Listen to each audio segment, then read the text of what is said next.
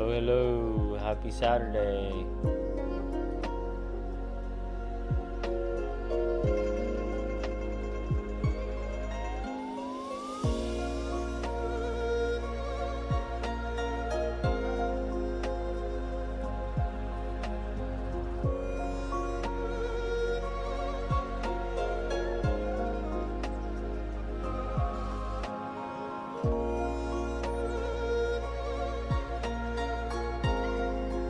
Just make sure I'm on YouTube.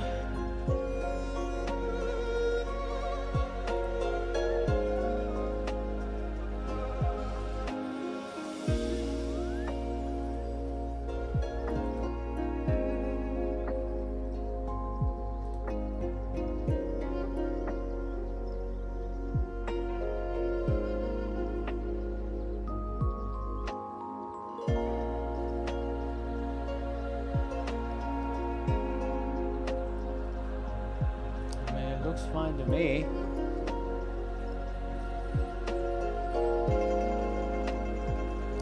looks fine to me.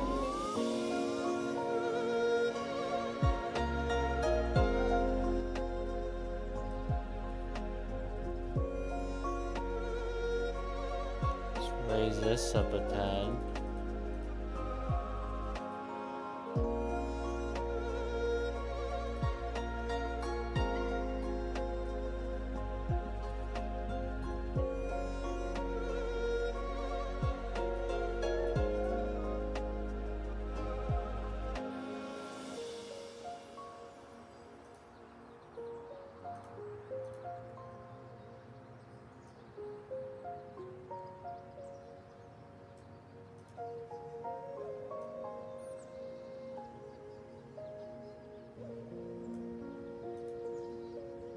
I feel like I don't need this tab. How do I get rid of this?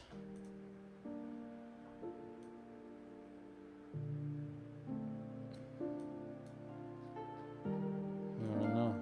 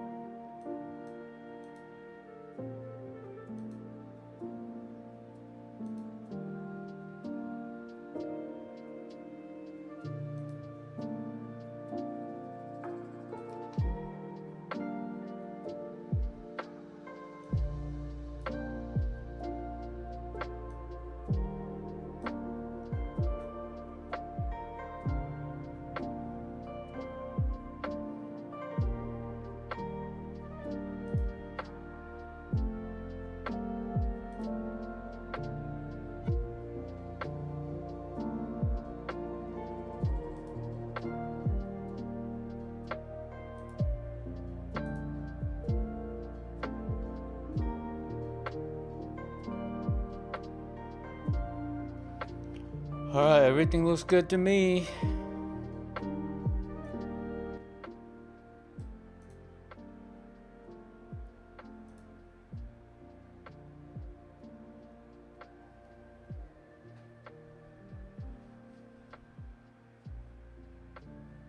There was something I really wanted to mention. I forgot what it was. It was funny. Oh, it was Linda McMahon, our favorite A1 Secretary of Education. A1 Linda McMahon is back. She testified today on Capitol Hill on C-SPAN. I think a Republican senator was asking her glazing questions and talking about how the Education Department has wasted $1.2 billion a year for over 10 years. And then they were like, that's over $1 trillion.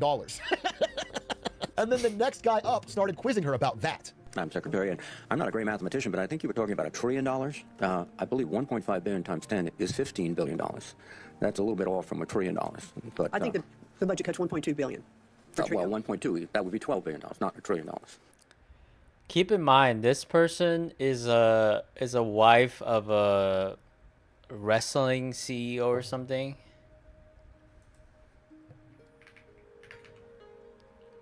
Like, there's no defending why this person became the head of Department of Education. It's so funny. I wonder how the conversation went. You know, either she wanted to be this, or Trump was like, okay, here's a job that you can do. You don't really need to know how to do anything because I'm gonna gut it.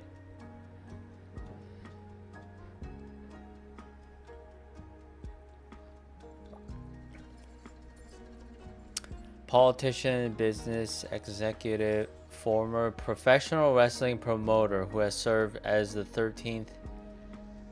Okay. Vince Mc... Oh, it's this guy? What? She looks way older than him. Kind of weird.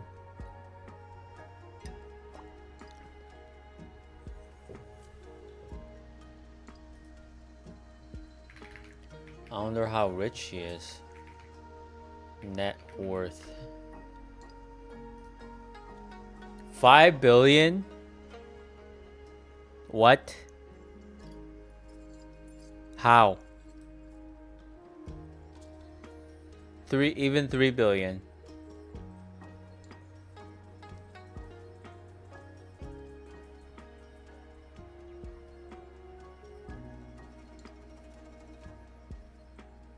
So she's a billionaire just off of the 16% of TKO. Holy crap. That's nuts.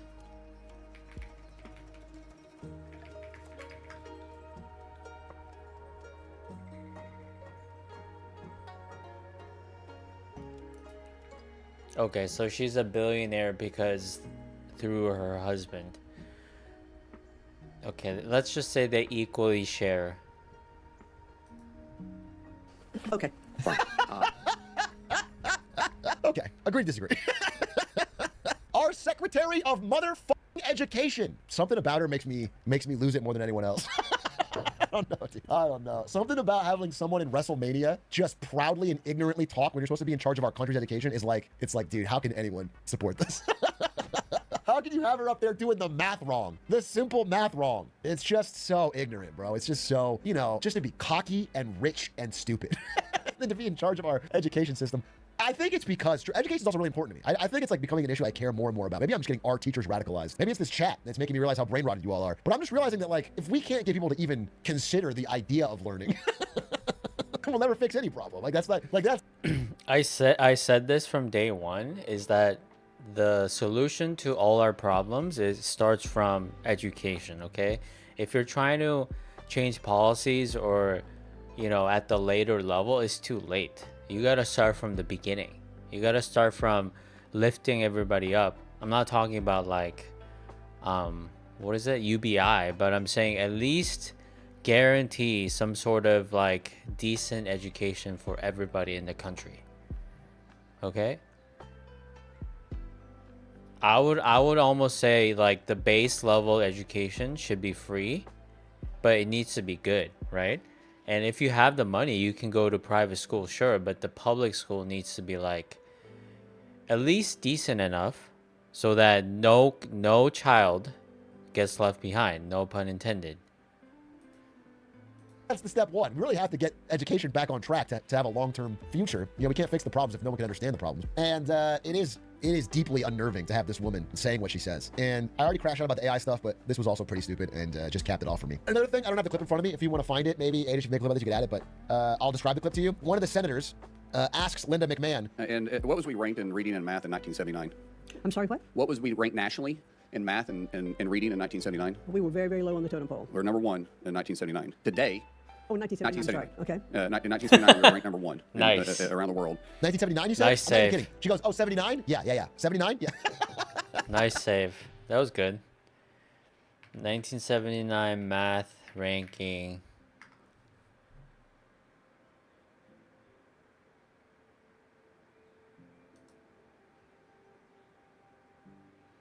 Limited evidence of US being number one globally in 1979. Despite claims, there is no solid evidence suggesting that US was ranked first globally in mathematics in 1979. Yeah, I doubt it. I mean, I'm not saying the US could be in top 10 or top 5, but I'm saying the degradation of education like started way before then.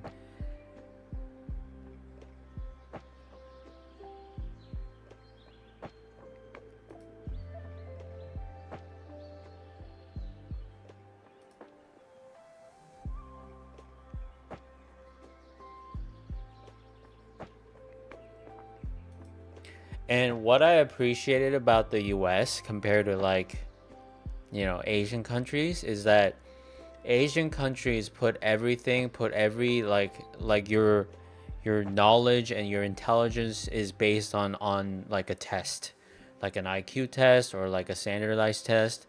But what's amazing about the US is that although those tests matter, but it's like what you do later in life that really matters. You could have like done terribly in elementary, middle school, even high school, but let's say you turn it around in college and you do something with your life and you make something great. I think that's what's so great about America.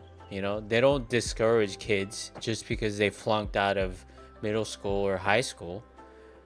They just let them find their passion and get really good at it. On the other hand, in Korea, oh my God, if you get a B on anything, it's over. Okay? I'm talking about like if you're in kindergarten and you get a B, it's over, man. There's that pressure of like always performing well on these tests. When ultimately they don't really gauge how smart you are or how good you are at a certain subject later in life, like when it actually matters. Like you getting an A in calculus in high school isn't gonna predict how well you'll be doing, I don't know, like some other job that doesn't take calculus. So there's that difference. So whatever rank you are, because I assume like these rankings are like primary schools, so elementary through high school, they don't really matter. They do, but they really don't. Okay, like it's nice to be number 1, but it doesn't suck to be like number 10.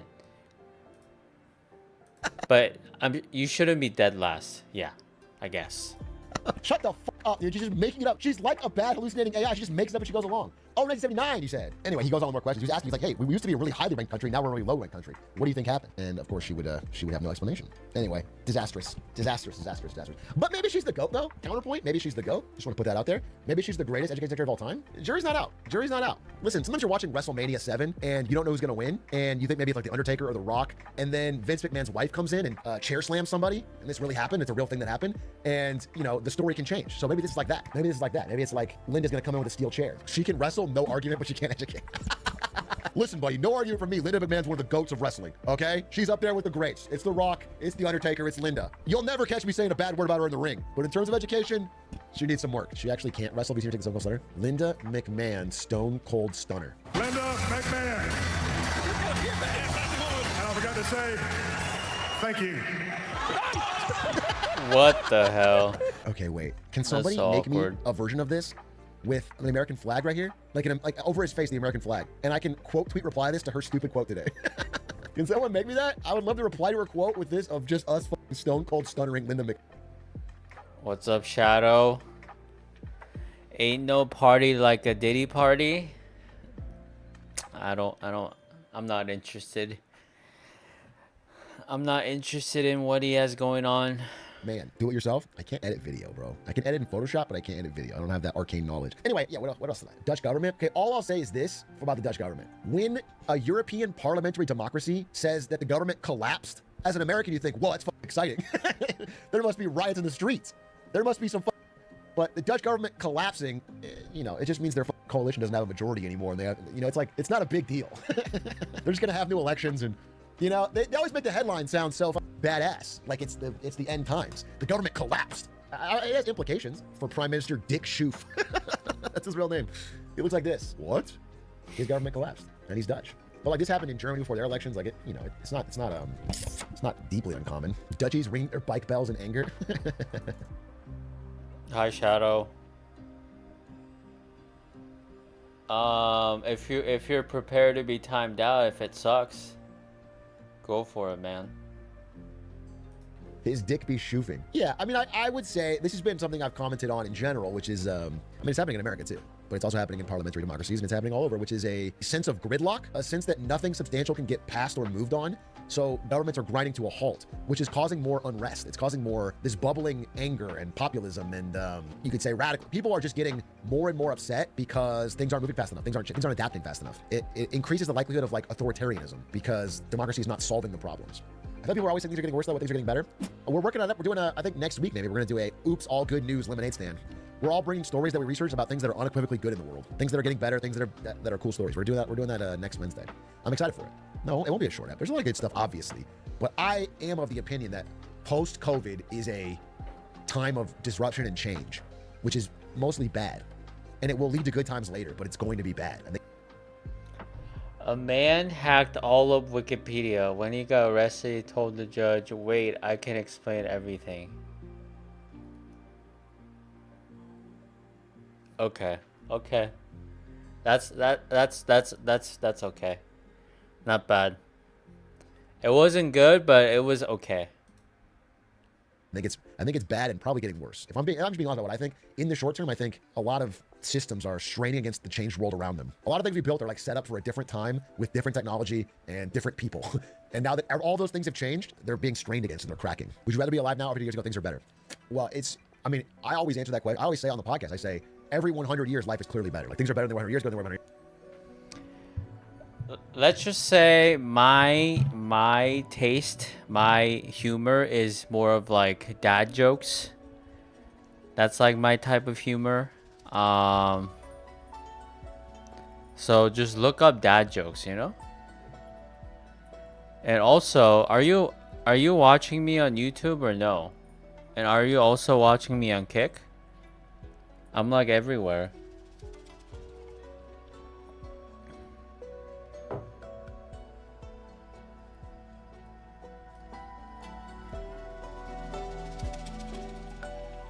I expect to be seen everywhere, okay?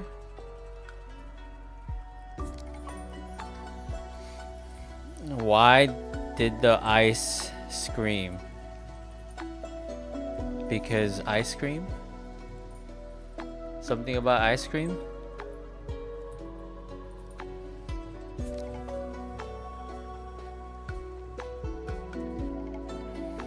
There's a famous K-pop song that talks about I scream, you scream, everybody scream. You know what I'm saying? I forget the song. Because it lost its cream.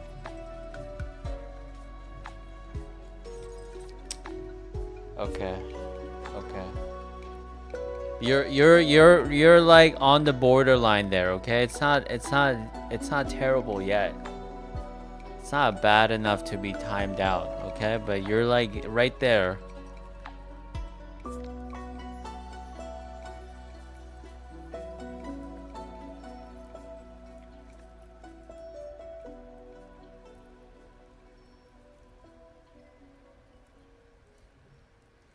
That was Diddy jokes.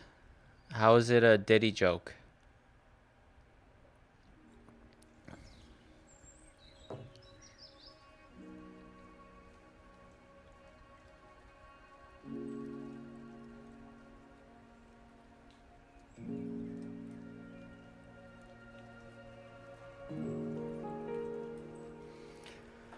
I mean, you sound like you've been to one of them. You know, you have experience. Ooh, the emo wall's working, so that's good. That's a W right there.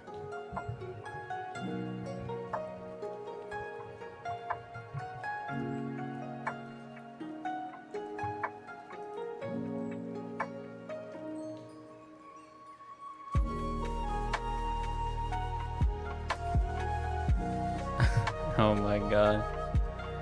I'm not gonna lie, that's pretty cool. I like that. I like that a lot.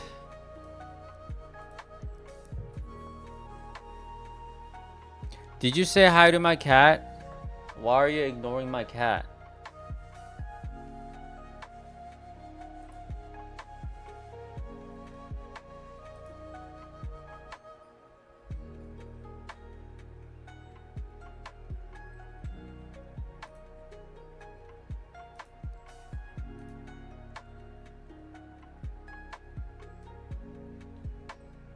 Thank you. I expect you to say hi to the cat every time, okay? Because we're streaming together. This is a team effort right now.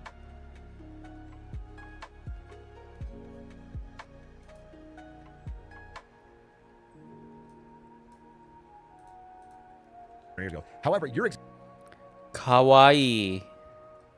Interesting. example was so specific. As a white dude in America, the 1960s and 70s were like incredible. They were like incredible. It's like I could just fail upwards for 40 years. With my level of skill, I would have a guaranteed, almost guaranteed good life. I could go to any industry or any field and I get a house easy. I could get endless lowering interest rates. So my house and my stocks and my assets will all appreciate with a tailwind for my entire life. So you picked a very specific example where like I probably would have a greater quality of life, like legitimately in 75. But I overall agree with you. These things get better over time for sure. The way I described it, this again, I keep saying the podcast, but like the way I always describe it is that society is an. So you can read Japanese? No, I can't. I can't. I'm allergic to Japanese. Up into the right sine curve, which means it looks like this.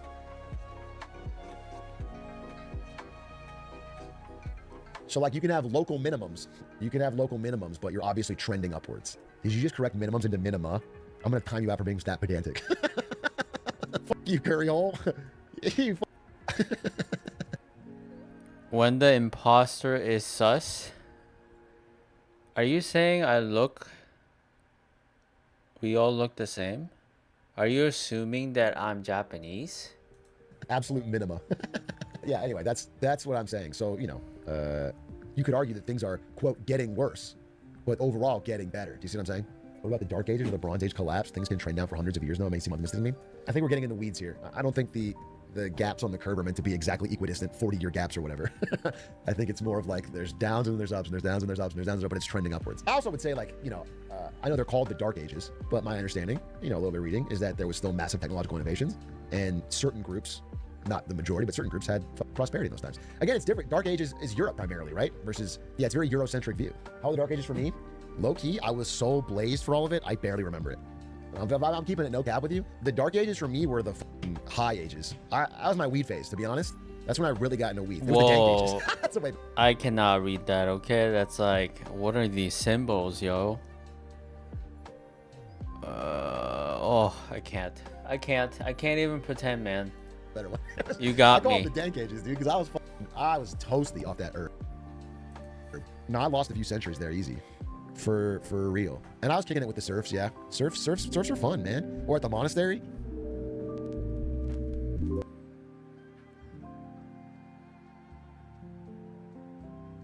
Y'all look at this. This is crazy. This is happening right now. Look at this. It's supposed to be a first world country. You got out there people acting like fucking apes. It's embarrassing. This is crazy. What is going on? What is this? You may not. First of all, you gotta be watching me on YouTube and Kick, okay? Why aren't you doing that? What is this shit? Holy shit. They're just Look at random these cars. people. What is he even throwing? Rocks? What is this? Alright, no spamming whatever that is.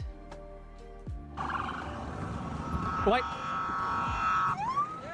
that's just that's a regular ass car. Like, as far as I know, like, this is a regular ass car. He just sitting here doing this. And by the way, even if it's not, he didn't know that. Look at this. Undercover, maybe it is, maybe it's not. That's so scary. Yeah, arrest him. Yeah, he's not discriminating. Well, you need to put this dude in jail. Like, this is the thing. Why is this guy not being arrested? He's openly attempting to kill federal agents in LA. And you don't even know about this shit. They're actively looking for this guy throwing rocks. Really? Well, which one? There's 50 fucking guys. I strongly suggest you turn yourself in. It's only a matter of time. Well, where the fuck is the police? So you got this. Look. I would be very impressed if they are able to dox this guy.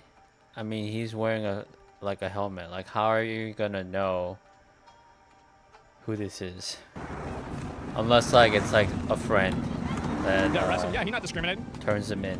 Well, you need to put this dude in jail. Like, this is the thing. Why is this guy not being arrested? He's openly attempting to kill federal agents in LA. And you don't even know about this shit. They're actively looking for this guy throwing rocks. Really? Well, which one?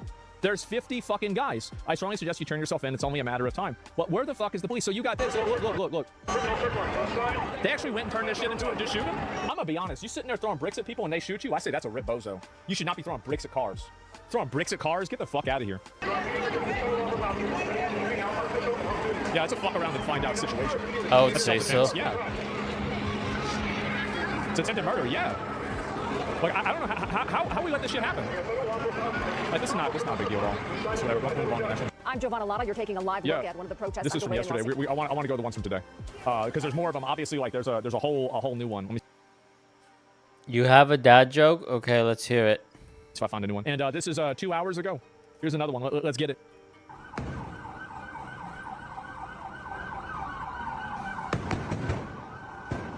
You ain't never gonna see this shit happen in Texas? Probably happen in Austin. They probably have this shit happen in Austin. Like, what is this? I mean, aren't Like, what is this even about? Like ice? these emergency vehicles? At least some of them? This is nuts. We seen this? We seen part of this. No, this is the same thing as we looked at before, but it's a different one. Yeah. Do you think this could resort in civil war or civil unrest? Holy. No, not at all. I think this is a problem. They could solve this problem in 24 hours. Like, this is a 24-hour solution. But they just don't want to do it. Easily. How can you make holy water? You boil the hell out of it. Okay, that's good. That's good. Now we're talking. Now we're talking. This is good. This is good, okay? I might even use that. Now we're doing something productive with our time. Easily, yeah, easily. And they have time. They have time left over. It's a GTA 6 here. Yeah. People don't realize it. What street is this? 12th? Insane minority of people doing this. Yeah. Well, that's the problem. Is that like you have this one like in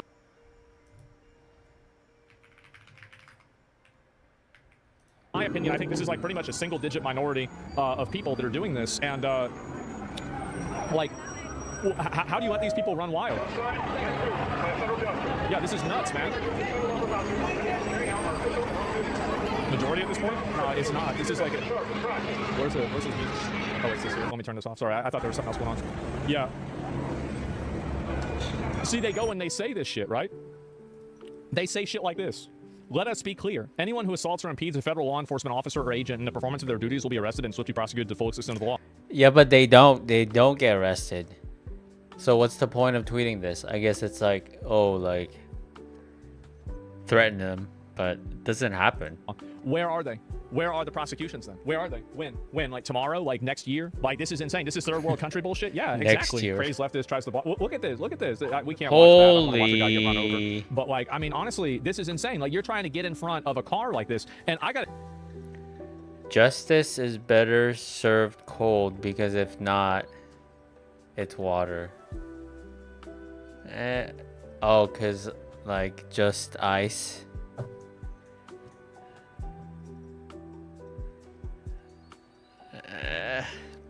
It took a minute and it killed the vibe, okay? Took a minute. I gotta tell you, I don't have any fucking sympathy. You are trying to get in front of and stop a car like this. This is insane. A U.S. Marshal bus. You have to get these people and put them in fucking jail. He survived. You can't win them all. What's this? Where all of this is playing out right now, where our ground camera is. Look at this. We're going to have to get through this. Oh, here we go. Two of those SUVs are now essentially going around this. This is nuts, man. Protesters. This really could turn extremely. This is ugly right crazy. now. I'm seeing one of the doors open. Oh, they're shooting out the window. On one of those vehicles. What is It's hard this? to tell if that's. Look at he's out. He's Why is playing it around. smoking? Oh, but we're right now. Are they seeing shooting? Some agents with the federal government come out. And they're trying to make way for this bus right now. Yeah, kidnappers, not protesters. Yeah, bro, this is not like, and this is the problem is like, it's really a vocabulary problem. This is not a protest. Like whenever you're destroying property and throwing bricks at people and like, you know, fucking getting in the street and making sure people can't drive, this isn't a protest anymore. Like this was a protest. Now it's not. And so that you got even more of this. Vantage point that we do not have without having helicopters there in the sky. Look at this, Austin. Mexican flags? Mexican flags. The line of law enforcement agents there. Yep. During this face-off. Can you imagine how fucking annoying this is if you're trying to drive home? Holy shit. Appears to be a face-off. Yeah, and it's tough to tell Look at sometimes from a distance, but it looks to be the color of the sheriff's deputies that are creating. I feel like this should be only legal if they just protest right here in this corner. You know, you're not impeding traffic, but you're peacefully protesting and you have the right to do so. But as soon as they come out and just disrupt traffic, like, they should be just all arrested.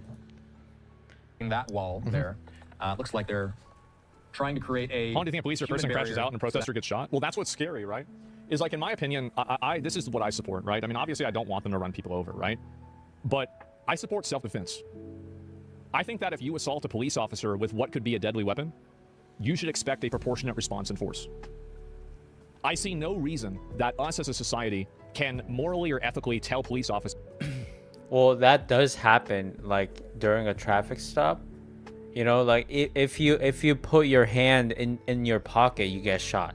You know, little things like that. But, like, for some reason, like, this stuff, they don't do anything.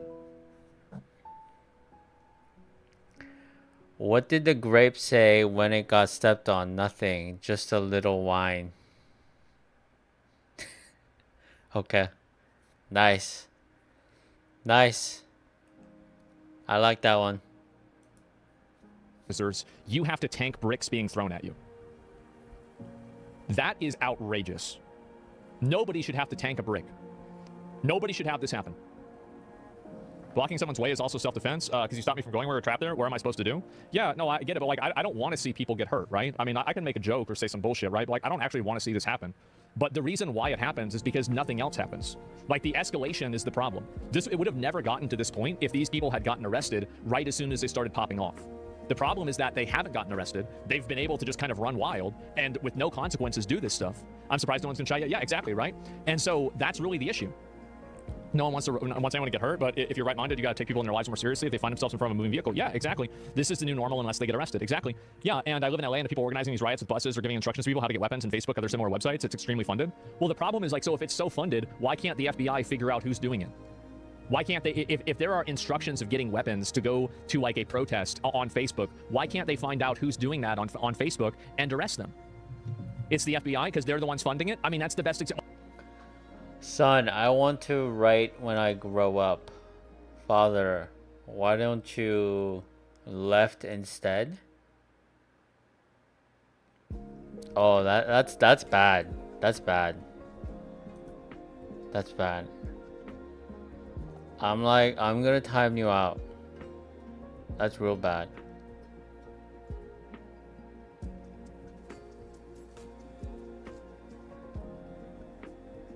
Alright, I'll let it go just this one time, okay? I gave you a warning. Okay? Like, okay, like, at least that's a conspiracy theory that at least makes sense, because nothing else even makes any sense. They cannot get on that overpass. Do you think Democrats should be held accountable for pushing it there? Absolutely not. Democrats are not wholesale accountable for this.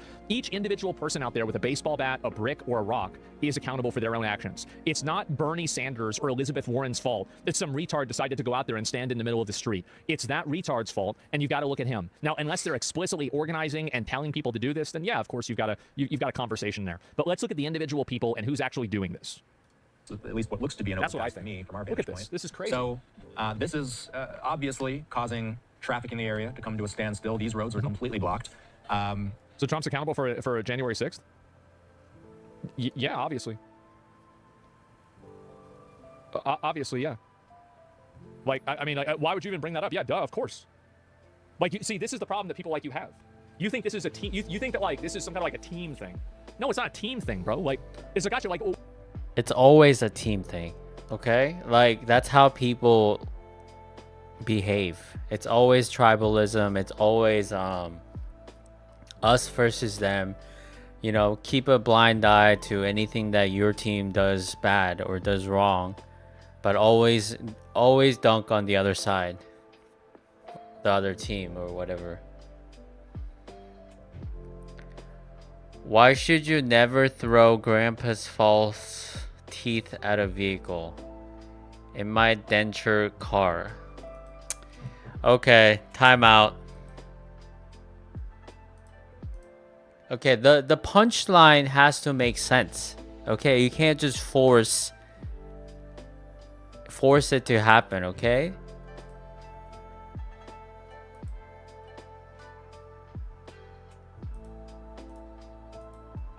what do you even bring up? Bobby, go back and ban that guy. Like, what is this? Are you gonna bring that up again? Yeah, this is insane. Even like I thought he was, right? Like, because I mean, I think he could have done a better job keeping people under control, etc. But it didn't happen. That's fine. But overall, yeah, absolutely, people are responsible. Yes, it's a rule of law.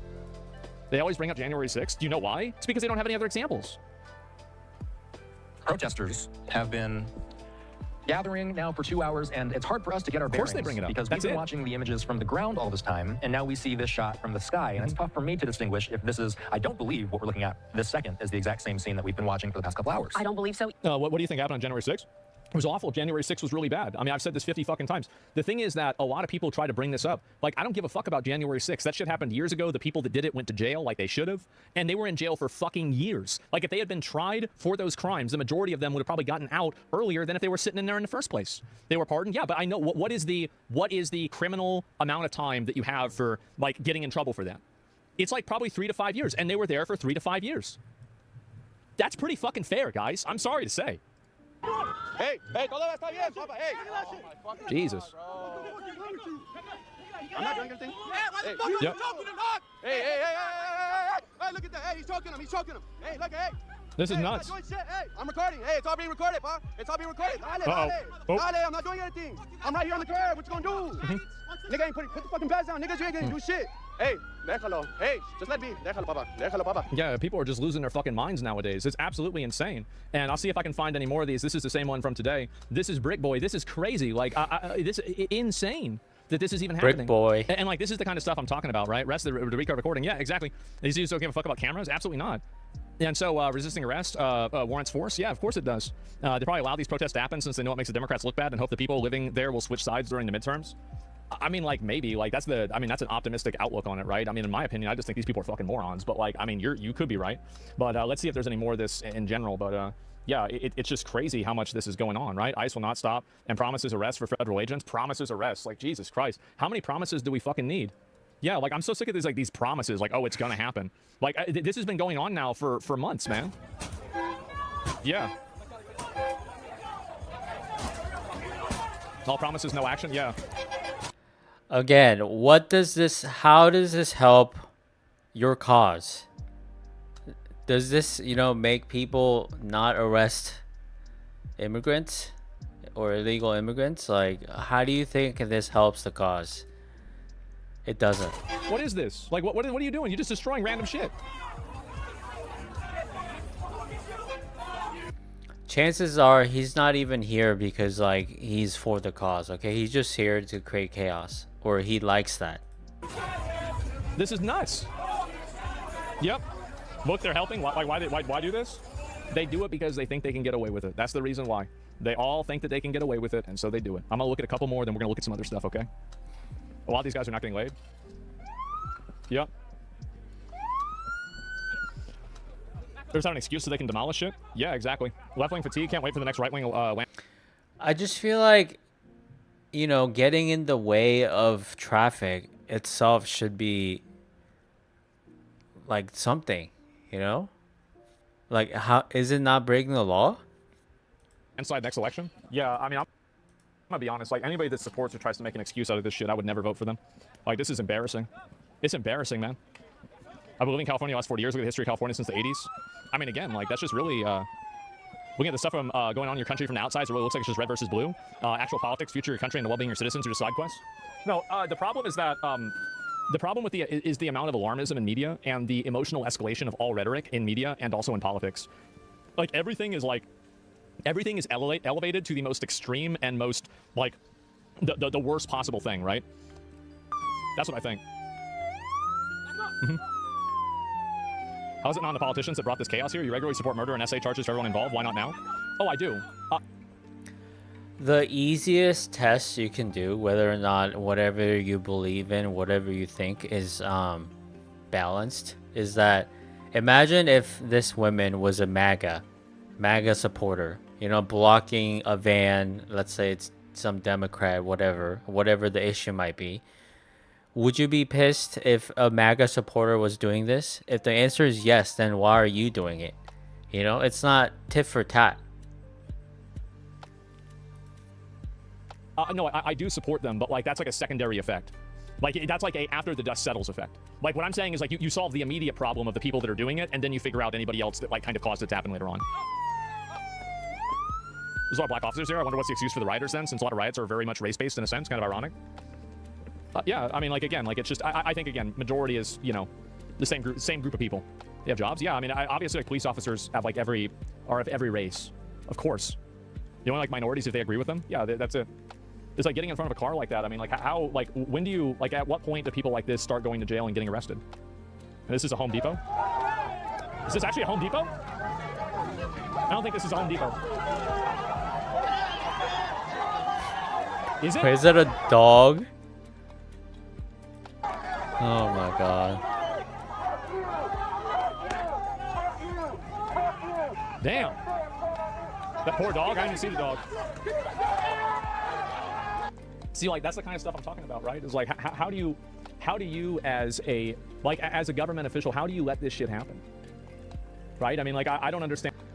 Like, you should be allowed to yell. You should be allowed to have a megaphone and say whatever you want, okay? But as, like, they need to be standing on the curb doing that. Like behind the fence or like some sort of a perimeter, okay? As soon as they come out to the road like this and there are cars coming and you're clearly blocking the traffic, like, that's when you cross the line. Stand it at all. How low can a human IQ be? Pretty low. Pretty. Holy shit. I just got a breaking news.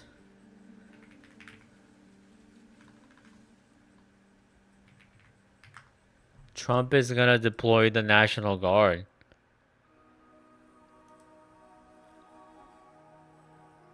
What?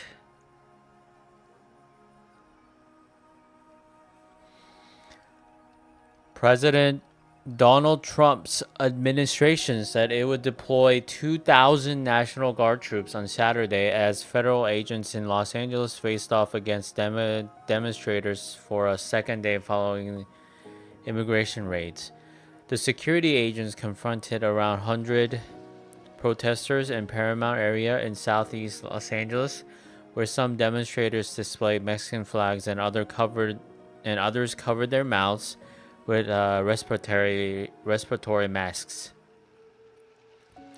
Trump's border czar Tom Homan told Fox News that the National Guard would be deployed in Los Angeles on Saturday evening.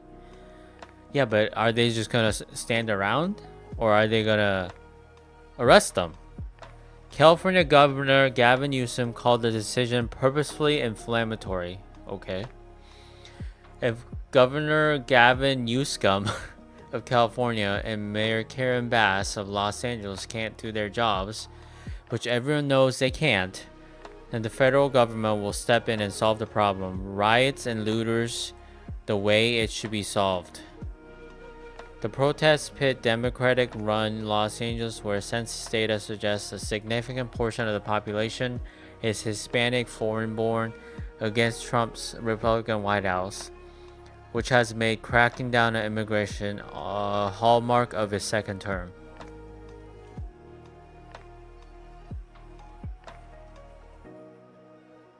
Jeez, it's happening. Whoa. As you heard him, it'll be George Floyd all over again. Well, I mean, I think the solution to that is the same thing that they should have done back then. Just call in the National Guard and arrest the people that are committing the crimes. Anybody who wants to protest, it's totally fine. But you can't destroy property in order to protest. They should have done that back in 2020. Like, the fact that they didn't handle the George Floyd protests properly, I think isn't an excuse for them to not handle these protests either properly. Because I think these protests are going to do the exact same thing again. But white people riot and destroy property whenever their football teams win. The last time that happened in, the last time that happened in, I guess, France, there were a lot of different races of people there.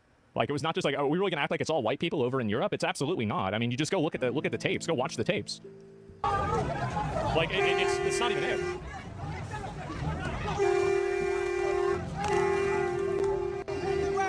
Uh-oh.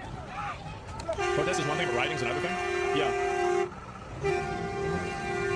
It's crazy to me that this violent minority of leftist extremists isn't being dealt with by the authorities. It's very crazy to me too, because here's the issue: is that every day that you don't deal with it, it gets bigger. Every day that you don't clamp down on this stuff, it gets worse and worse and worse, and it makes you look worse too. Is this chaos in Austin? Well, I don't know what it's like in Austin. I have no idea about Austin. Yeah.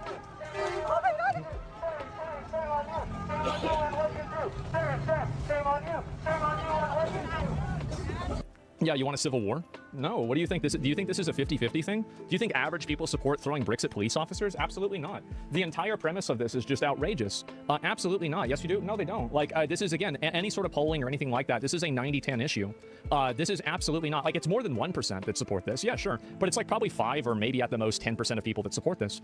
It's insane. There's no civil war that's going to happen over the police officers arresting people for throwing bricks at cars. What are you even thinking? Again, it's so fucking embarrassing that it's happening. Absolutely so embarrassing.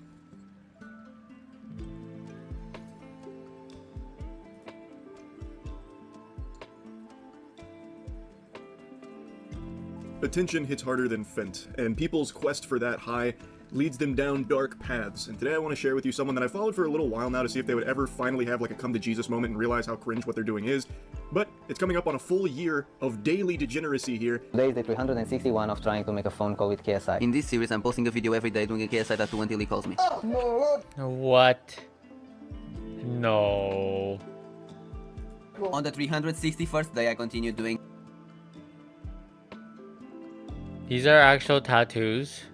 Tattoos on my leg. He's not gonna pay you, bro. Guys, why do you think I'm doing this? Why do you think I'm doing this for money? Do you think I had to do this for money? No, I'm spending money doing tattoos. Why do you guys think I'm doing this for money? He's right. He's doing it for something far. Because he's in the negative, I'm sure, with all the tattoos, so he kind of needs to be made whole. Less reasonable than money. Nothing. He's doing it for actually nothing.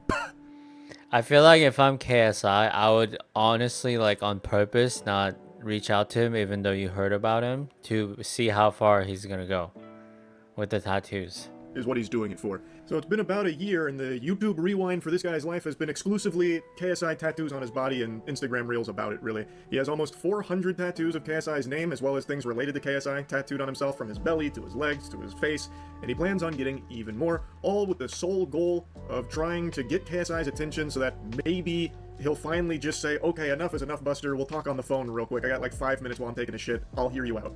That's the entire plan here.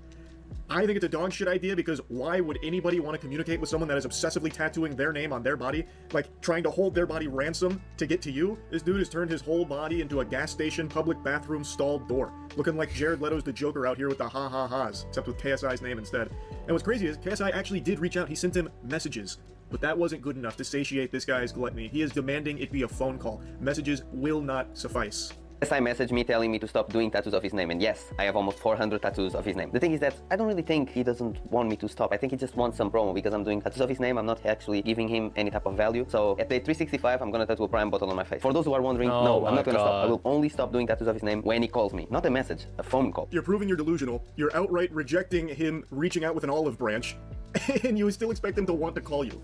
Even if he did eventually relent and give you that phone call, it's going to be one out of pity. It's not a phone call that's going to change your life, man. I don't know what he expects to happen on that phone call. If you want something that's going to change your life, start showering with Cheeky soap. It's the best soap in the universe. We made it. It is the best, most moisturizing soap you'll ever use. So go to usecheeky.com right now to get some soap. And maybe if you just abandoned this challenge here and started doing, showering with Cheeky daily until I'm cleansed of all of this clout chasing behavior, you'd find yourself in a much better position. Today is day 350 of trying to make a phone call with KSI, and today I'm gonna do a tattoo on my hands inside McDonald's. In this series, I'm posting a video every day doing a KSI tattoo until he calls me. On the 350th day, I decided to do a KSI tattoo on my hand inside McDonald's. It's not even entertaining, it's just sad and pathetic. He's been doing this for a year, and almost no one is watching. The only people watching are the people that are insulting him. If you read his comments, there's no one encouraging it. They're people just trying to finally get through, shake some sense into him, that this is a waste of his life to keep doing this, all with the hope of having a quick, brief phone call with KSI.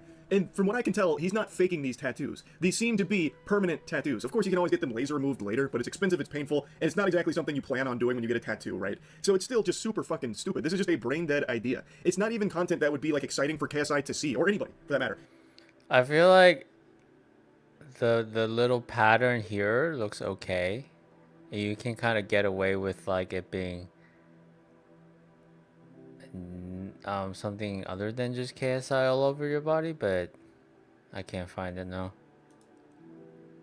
If he was tattooing anyone's name on there, no matter who it is, I imagine they would be creeped out by this guy and would want nothing to do with them, aside from maybe sending that message saying, can you stop? Like, that's probably as far as this would ever go with anybody, not just KSI. It's just weird. It's cringe. You guys think I'm gonna eat something? No, I'm gonna sit down. I'm not gonna eat anything. Please, McDonald's, don't sue me. I'm not gonna lie, I'm a bit nervous, but let's go. Let's do this. I'm shaking, guys. I'm gonna tattoo with these hands. I'm not used to, you know. This line right here is hurting as fuck. First letter is done. Let's be fast. People are looking like I'm crazy. Maybe I'm a bit crazy. I don't know. I can feel my hand. Shit. Last line, guys. Fuck, it's done. Let's leave, let's leave. They're gonna kick me out, but I'm just gonna leave. But yeah, I did it, guys. I did it. Remember, in 15 days, I'm gonna do a prime bottle on my face, guys. Remember, in 15 days, day 365. Now, I gotta leave. Time to go. The adrenaline was really pumping on that one. People in McDonald's were looking at him. He could have been kicked out and thrown in the slammer any minute. Except, if you look at the video before he goes in, it looks completely closed. It looks like it was not even open for business at these hours, and he was most likely pretending that there were people watching him just to add some excitement, some anxiety to the video. Yikes. The stakes were very high for this KSI hand tattoo, no doubt. And someone called him out in the comments, so then he started arguing. That's another thing. The people that leave comments are usually shooting spitballs at him, but he's right there with his mouth open to catch every single spitball shot at him. He is in the trenches fighting in the comments in so many of these videos, and it's become like a focal point of the content itself now, where he reads hate comments. Today is day 359 of trying to make a phone call with KSI. In this series, I'm posting a video every day doing a KSI tattoo until he calls me. On the 359th day, I continued doing tattoos on my leg. You say, maybe you guys do this because you want attention, but aren't you trying to get attention from KSI with this ridiculous shit you've been doing? Yes and no. First of all, yes, you guys want attention, because if you didn't, instead of going to my comments, you would message me and say, oh, you need something, or you're okay, or even if you want to hate, you would hate offline, on the DMs, not online. And if you go comment in someone's video, it means that you guys want attention. And no, I don't want attention from KSI, I just want a phone call with him. I did not tell you why I wanted that. You don't know the reason, so you can't say I want attention from him, because you don't know why I'm doing this. So yeah, bro, you just don't know, man. And this was the final result. You remember how I said the tattoos look like they're real? Well, I've got a big plot twist for you, because I have a hunch that they're not real. I think he's actually faking it. That clip I showed you of him doing the tattooing at McDonald's, that was on day 350. This is apparently day 359. And as you see in this frame here, you can see that hand that he supposedly tattooed KSI's name on, and interestingly enough, that name is absent. And in the video, you can't actually see him take the needle to the skin. He cuts around it and then just shows you that it's there.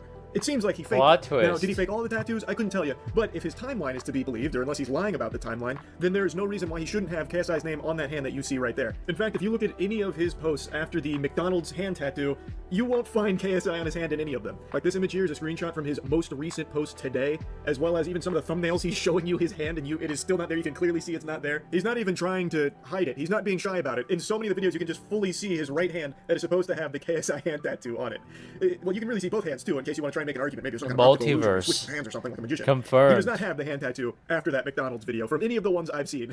So I think he is completely schmeckeldorfing everyone here. I don't think it's even real, which I think is even more pathetic, to be faking this for KSI's attention. Not even gonna bother trying to tackle that incredible galaxy brain logic of the commenters are the ones actually looking for attention, but I would like to just play you day one of when he started this challenge. The whole reason he started it, in his own words, was for attention from KSI, but I think his brain has really been poisoned along this journey, and he's forgotten the whole reason he did this. He forgot what he's even fighting for, because it literally, in his own words, is KSI's attention, even though here he's denying that's the case. I'm gonna do a KSI tattoo every day until he calls me. This has been a dream of mine for, I don't know, almost a decade. I'm a big fan of him, and I was thinking, like, how can I make a phone call of him? How can I, like, meet him? How can I make this dream come true, you know? And I thought, like, the only way I can do this is to get his attention, so yeah, I'm gonna do a KSI tattoo every day until he calls me. So while the ultimate goal is that phone call, he is openly saying he's doing all of this degeneracy to get KSI's attention. He is still doing all of this for attention because he is extremely desperate to get KSI's ear for a moment on the phone. So he is literally doing it for attention. I don't know why he's trying to pretend like that's not the whole plan at the moment. He's been in the trenches so long, I bet he doesn't even remember what he wanted to talk about with KSI in the first place. He's probably totally forgotten the conversation he even wanted to convey. If KSI recalls him, it'd probably sound like talking to Boomhauer. He'd be on the other end like Scatmanning or something. Like, I don't even think he knows anymore what he wants to talk with KSI about. My videos are getting ratios. I'm getting videos with 7,000 likes and then top comments with 25,000 likes. And it's like, it's 8 comments and you guys are like, I don't know. I just want to say that I don't really care. And at the same time, like, you guys can do whatever you want to do. If you want to comment, you do whatever you want. If you want to hate, you can hate. I just don't understand why so much criticism, because I'm literally I'm not harming no one. I'm doing tattoos on my body. It's my choice. I can do whatever I want. So yeah, I just want to say that I don't really care. And also, like, if the videos get to day 200, I'm gonna like read comments on day 200 until day, I don't know, maybe 250, 300. I'm not sure. I just know that I'm gonna be reading comments, so you guys can comment. And yeah, I just want to say 8 comments. I don't really care. Nothing says not really caring quite like making a whole video where you repeat that line 3 times to try and hypnotize yourself into thinking you believe it. Now, that video he's referencing, the one with 7K likes and the hate comment with 25K likes, I didn't even find that one because the majority of the videos throughout this entire year have like 40 likes. and maybe like 6 comments. What? Well, 6 comments without him commenting in an argument, That's which makes not it go worth it, longer. So man. sometimes it'll be like 40 likes and 20 comments because then it's like an argument between him and somebody else there fighting in the the fucking Thunderdome. But the vast majority, from every single video pretty much that I've seen, they hover around like 40 to 60 likes. So that must have been like when KSI was alerted to this unhinged challenge, and KSI's community might have gone over there and started like insulting him and like a big day of engagement. That is not the norm. There's pretty much nobody that is following his challenge or rooting for him or anything like that. It is just sad. And I'm sorry to come in here with the cold water. He doesn't seem like a bad guy. He seems like someone who has just been so convinced that attention from an internet celebrity is going to change the whole trajectory of his life, so he's pursuing it by any means necessary. And it's not. Even if that phone call happens, there is very little that can come from it that's going to be a benefit to you. And you didn't get much from this whole challenge either. It's not like he was able to make a career out of doing this either. So it really has been worthless, and it's definitely just time to just fucking stop. Pump the brakes on it. And I think it should serve as an example for this desperation, this clawing for attention, and how unhealthy it is. It's just not good. Like, I don't hate this guy. I don't think he's like a bad guy from what I've seen here. He's confused, and I feel sorry for him. I really do. But it's got to stop here. He's about to do more face tattoos. He's planning like live streams, and it's pitiful. So I just wanted to talk about this a little bit because I've been loosely following it here and there throughout the year, hoping at some point he would realize how fruitless it is and just stop. That's really about it. So yeah.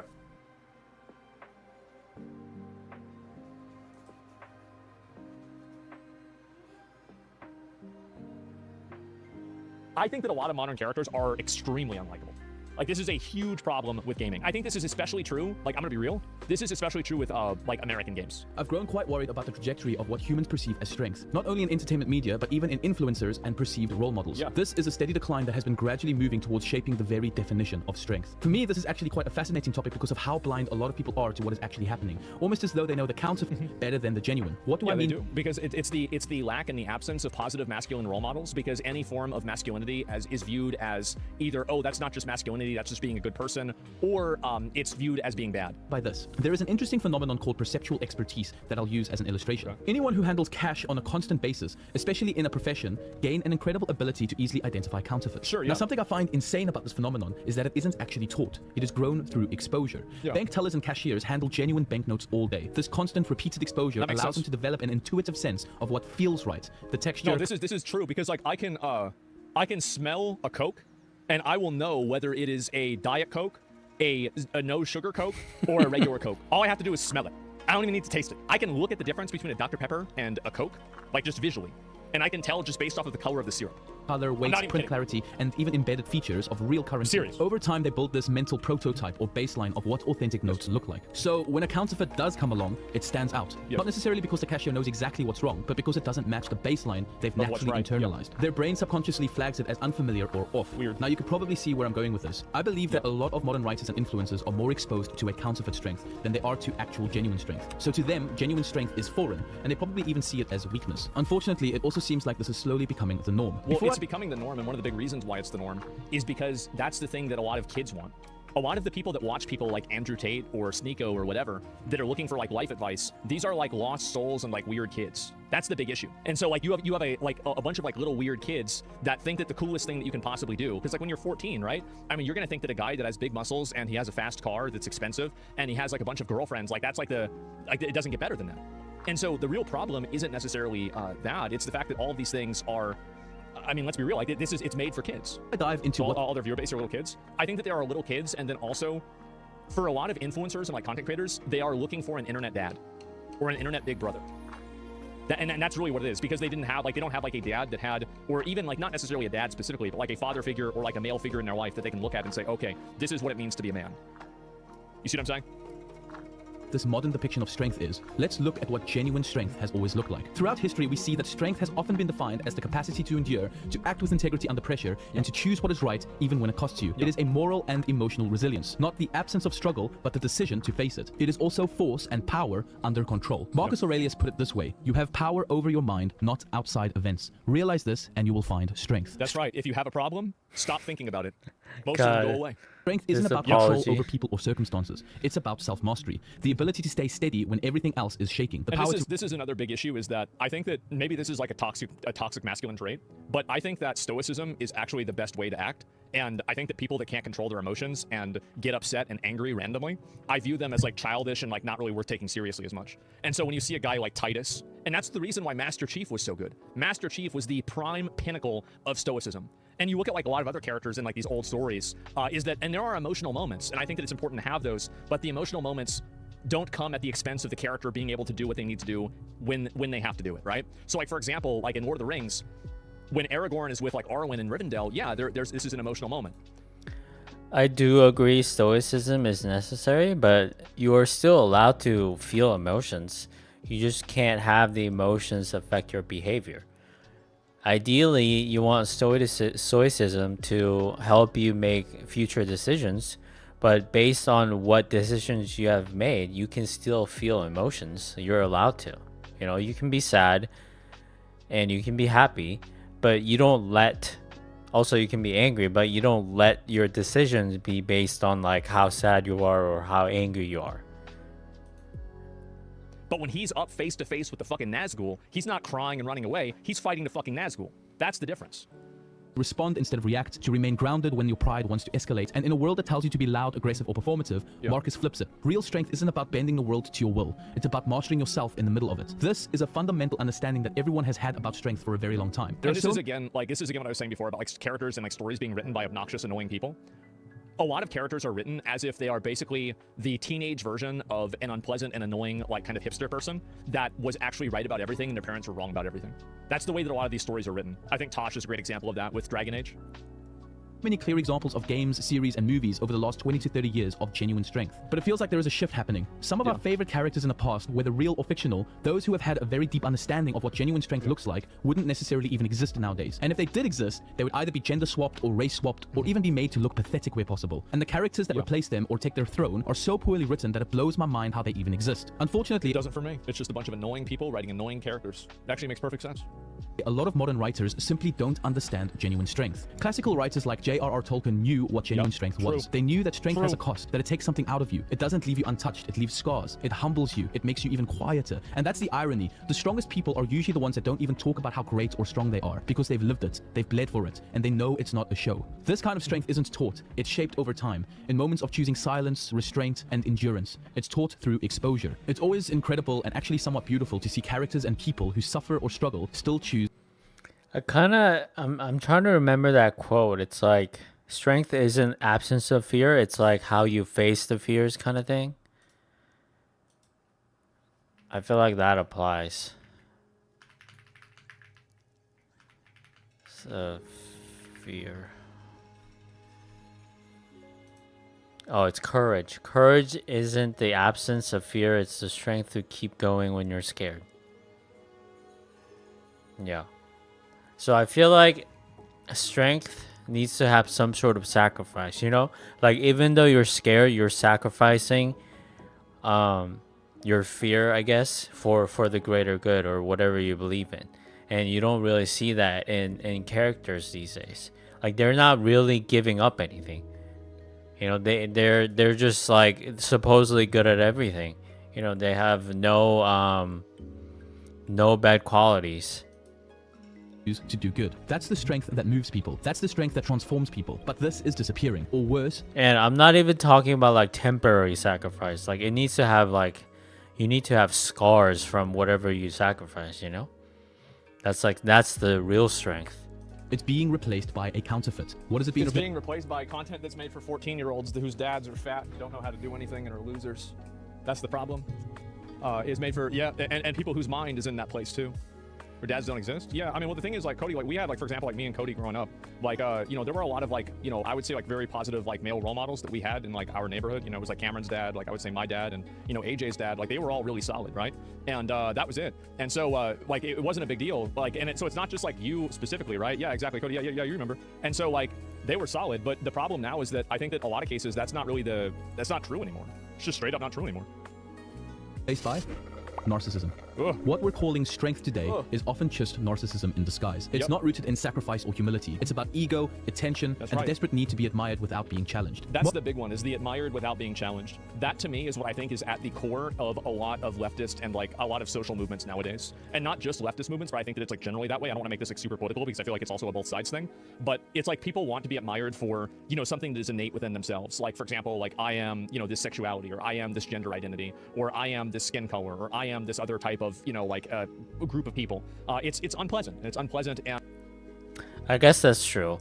You know, like you shouldn't be discriminated against for your innate qualities, like your race and how you're born and your sexual orientation, but that doesn't give you a free pass to be admired. You know, just because you're this your gender or this race doesn't mean you deserve to be respected just without any context. And I think also it's nothing that's earned. That's the big issue, is that it's not earned. Modern characters, and let's be honest, many public figures too, aren't strong because they overcome anything. They're strong because the script says so, or because they say so. They don't earn our respect, they demand it. They don't grow, they're written to be right from the start. They're never wrong, never vulnerable, never in doubt. And if they are, it's used for 5 seconds of forced relatability before they're back to monologuing about how misunderstood they are. This isn't strength, it's self-worship. You see this constantly. Characters who bulldoze through others emotionally, who never listen, who never compromise, and we're told this is empowerment. But being impossible to work with doesn't make you powerful. It does whenever you're whenever you're one of these groups of people and you're trying to get the HR to listen to you. That's the reason. And again, I feel like that's a really good way to say it because it reveals where these people are coming from. It's again people that are empowered by HR. That's it. It's like a, what do you call it? It's like House. Dr. House kind of started the shit. The difference is that Dr. House was very clearly a flawed character. Like that's the difference. Is that like he was very good at diagnosing things. Yeah, I wouldn't say Dr. House had any kind of strength.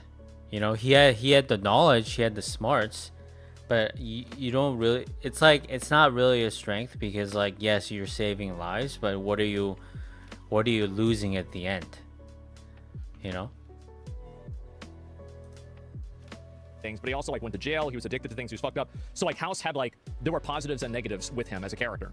But I think again, people look at that and they ignore the negatives and then they just make a character with those positives and also that same level of competence and they create a character that's just unlikable. It just makes you insufferable. Strength has been reduced to this kind of moral untouchability. A person who can't be questioned, corrected, or critiqued because they are the representation of some broader ideal. That's but right. This is dangerous because it teaches audiences, especially young ones, that personal growth isn't necessary, that virtue is a given, that the world should revolve around you because you're the main character. This obsession with self has hollowed out the archetype of the hero. We used to cheer for really good characters because they gave something up. Now we're just told to cheer because they represent some kind of demographic. The worst they represent a demographic, a social group, an Funny. idea, or some sort of viewpoint that is supposed to be seen as virtuous by the nature of its own existence.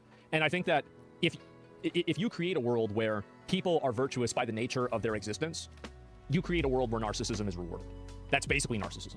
Most of the audience feels the difference. They don't always know how to articulate it, but they know something is off. These new, strong characters feel empty. Their victories don't move us. Their pain doesn't shake us. Because deep down, we know strength without selflessness, sacrifice, or love isn't strength at all. It's narcissism. Now, the problem goes deeper than just poor writing. There's now a dangerous trend that if you don't like certain modern characters or even influencers, it's your fault. You. Oh god. The campaign against Avowed reveals the bigotry that fuels the anti-woke. Well, maybe you should have used better fuel. Yeah, I mean, because as far as I know, that game really didn't make it out of the station. That game's dead, and didn't the person that started the game, didn't they leave the studio? So, and this is the problem, right? Is like the maligning and the slandering of the people who don't fall in line with this line of thinking also doesn't go anywhere either. Because like nobody really likes. It's not like you're not going to bully people into liking something, right? It's bad millennial writing. Yes, even influencers, 100%. Influencers are actually probably like one of the biggest reasons. Because like games are supposed to be fake. Influencers are like at least perceived by a lot of people that are naive to be real. Or the issue. You are sexist, you are racist, you are homophobic, or you are even transphobic. And this shuts down any honest conversation before it even begins. This is a huge part of why things aren't actually getting better. Because now, identity is being used as a shield. Writers don't have to build strong characters. They just have to build important ones. Characters who can't be criticized. Because and it's also like, you have to keep in mind as well, that if you write a story about a non-binary person coming to terms with themselves, the odds are that that story isn't going to resonate with a lot of people because there aren't a lot of non-binary people. So if you make a character that has a divisive or a super minor like social struggle, this just isn't going to be something that people...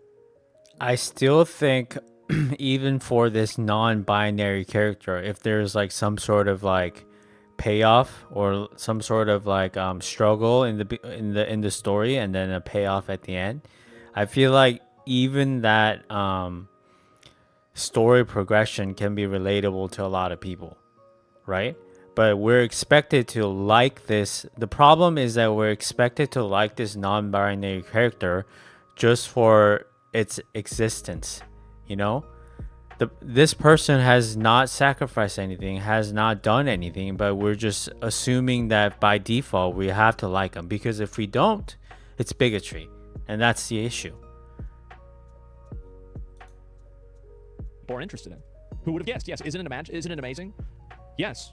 What they represent, not who they actually are. It's lazy, and more than that, it's disrespectful, both to the audience and to the very groups these characters are supposed to speak for. Because real representation means giving those characters the same depth, struggle, and growth as anyone else, not making them untouchable, narcissistic brats that demand to be liked. You can't just hand I wonder who that's like. Probably the writers. Character a specific shielded identity and a crazy ego and call it strength. That's not how storytelling works. That's not how respect works. And that's not how truth works. One of the more recent examples for this is in the trailer for Intergalactic: The Heretic Prophet. In a short 4.5-minute trailer, Naughty Dog somehow managed to create an insane... Dude. I have never seen a more negative reception to a trailer than this. I actually think that the original Concord trailer got a better initial reception than Intergalactic. It was brutal.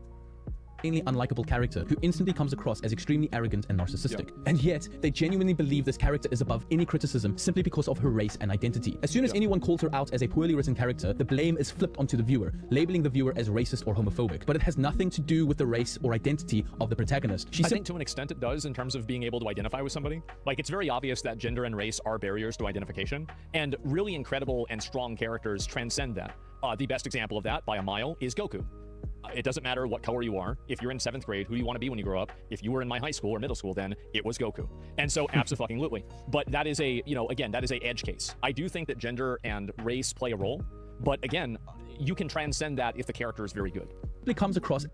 I don't think so, because every Asian kid, I'm mostly talking about girls here, every Asian girl wanted to be whatever the Disney princesses were, you know. They never felt like they were left out, because this is like even before like Mulan was out, you know. So as long as like the character has depth, it doesn't matter what they look like, honestly. As unlikable. Now, here's where things also get a little bit complicated. I genuinely believe that characters like this are only unlikable to those who have been exposed to genuine strength in their lives. And I can actually see how this sort of character could be likable to those who have not been exposed to genuine strength in their lives. I personally believe that fatherless homes or abusive experiences from individuals that are supposed to represent strength in our lives can create an exposure of counterfeit. I don't think so. I feel like humans have innate radar or innate sensor to like what actual strength looks like, you know. Maybe if you've never seen it before, or if you've never experienced it, you might not be able to pinpoint it, but I feel like if you see an empty character, you would still feel something's off. Like, you wouldn't like it, right? But you wouldn't know why you don't like it. Strength. Obviously, life is nuanced, and I personally know quite a few people who have been exposed throughout their lives to this counterfeit strength that do have a healthy view of strength now. But when you grow up without a model of earned, quiet, or steady strength, you can easily mistake loudness for confidence, control for leadership, and arrogance for self-assurance. And so I think that's definitely what happens. Manicaf, 100 subs. Holy shit, thank you very much. Yeah, we've had a lot of sub gifters today. I appreciate it, guys. Thank you very much. It's actually probably Twitch on alt accounts trying to make it less embarrassing that I made more on Kick than 2 days and I made in a month on Twitch. Probably that's actually probably what's happening. But it's okay. It's okay, guys. Keep it up. I don't mind. And anyway, so I think that especially with content creators, like the arrogance being confidence and like the random acts of aggression being some form of like a emotional control is just a very huge problem. And I think this is an issue even in society in general, like outside of media, but just in general. Character who steamrolls over others, never listens, never bends, and acts like the world owes them something might actually look strong to someone who's only ever seen power used that way. Making characters like this completely alienates audiences. Not because we're hateful or close-minded, but because we're being told to cheer for characters that are poorly written, but guilt-wrapped in a protected identity. And if we don't celebrate these characters, we get labeled and called out. But that's not strength. That's trauma with a label on it. And that's... That's about right. Yeah, a lot of these characters are just trauma. Yeah, there you go. The danger. When culture starts celebrating unhealed wounds as empowerment, when fiction becomes a mirror of brokenness rather than a picture of what wholeness could look like, we stop aiming upwards and we start settling. We start calling dysfunction power, not because it is, but because it's all some people have ever known. You can see this play out in real life. Take someone you believe to have narcissistic qualities, whether a public figure or someone in your personal life. They could be popular, charismatic, and quick-witted, sure. But what you're really witnessing more often than not is just ego dressed as strength. I think that's the case. And also, like, again, a female lead that's on par with Goku. The difference is that women, I think, identify differently with characters for different reasons. And so, like, and this is another big issue, is that it's the lie that's been told to writers and developers that the same way to, like, how do you write a female character is different than you write a male character, because men and women are different. So if you take a male archetype and then you just simply swap it with a female, in a lot of cases, whenever you get into like personifying that character, you're going to have issues. Like it doesn't matter. It doesn't matter in a lot of cases. Like for example, like with Samus, right? Because like there's nothing going on. It's just like a character running around. But in general, men and women are different, and the way that they react to things are different too. So if you have like a girl that's reacting to things in the same way that a man would, this is going to not appeal to a lot of people, and it's going to be, again, it's going to be uncanny.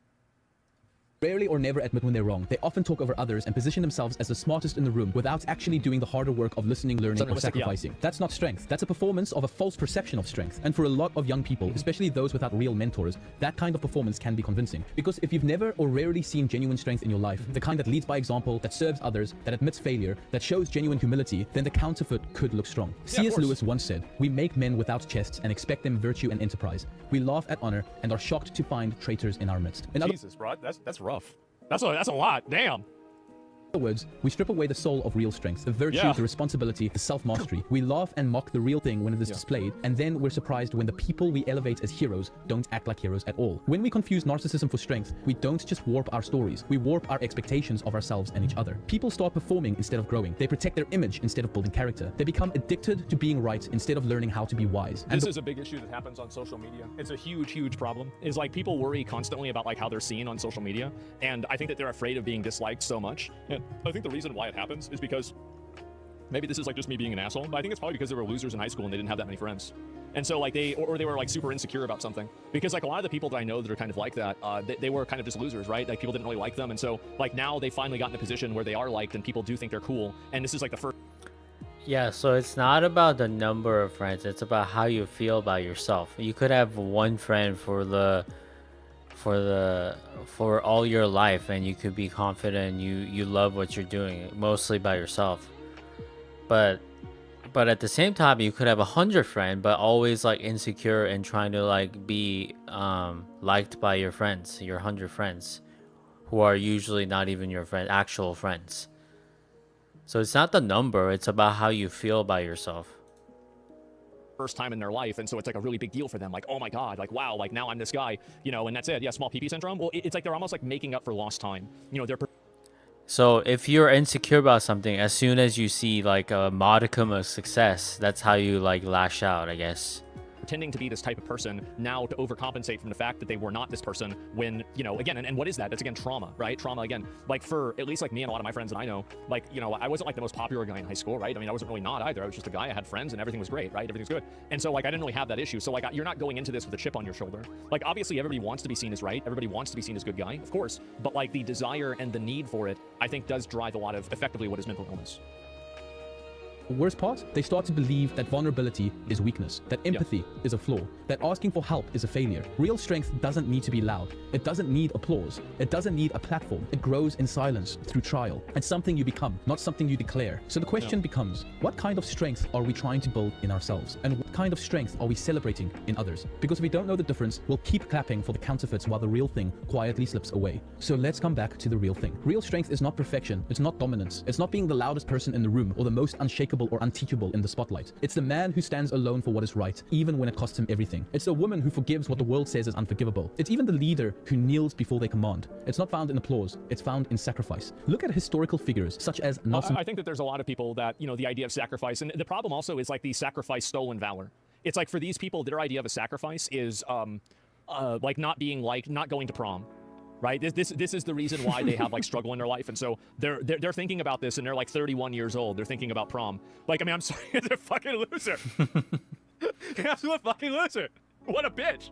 And so anyway, very point. Yeah, that's where I'm at. Why exactly? Or like, you know, somebody didn't like you in high school or something like that. I do, and it sounds bad, but I do genuinely think that 95% of this is unresolved trauma from being a kid, and like I'd say like being 20 and under. This is where a lot of these people get their problems from. Mandela, who grew up under the apartheid, in prison for 27 years, and instead of coming out bitter and vengeful, he led a nation towards healing and reconciliation. That's strength. Look at Corrie ten Boom, a woman who lost everything in the Holocaust, including her sister, and yet she chose to forgive the man who was responsible. That is strength. Look at Martin Luther King Jr., who faced death threats, violence, and prison, yet he met hatred with peace and injustice with love. That's strength. And finally, well, it's also the, like, I think that another big thing with strength too is the ability to affect change. Because like there's a lot of people that, you know, they try to do something, but it's about also having the power to make a change and the power to actually do something. And when you have the opportunity to do the right thing, that's it. So what if you have unresolved trauma? Are you able to write something good, or are you doomed? I think that you are able to write something good, but I think that you need to do it with the conscious awareness that to make sure that you're not writing something that is trauma dumping effectively, or that is trying to like make up for something that you personally feel like you're lacking. I think you need that level of self-awareness, and the problem is that that level of self-awareness is also is almost perceived as being bad. At Jesus. Whether you believe in him or not, there is no figure in history who better embodies strength through sacrifice. He had power, authority, a following, and yet chose the path of suffering. He didn't destroy his enemies, he forgave them. He didn't demand loyalty. I can't believe Judas did that shit, by the way. Like, I saw some post about this. Like, bro, Jesus is going out there doing miracles, casting fucking spells and shit. Like, I mean, you really gonna betray a wizard? How dumb, how fucking stupid do you have to be? Like, this dude is a literal motherfucking wizard, and you're gonna try to roach out on him? Really? Think about it. Like, it's just, I mean, that's just a mistake. A wizard. He washed feet. He didn't save himself, he gave himself. And in doing so, redefined strength not as dominance, but as self-giving love. Real strength isn't about appearing invincible. It's about remaining faithful, honest, and loving, even when you feel broken. Especially when you feel broken. These people didn't become strong by demanding the world revolve around them. They became strong by laying something down. Their comfort, their ego, their vengeance, and their lives. For the sake of something or someone greater. So maybe it's time we relearn what strength... This is MLK cheated on his wife. It's all nonsense.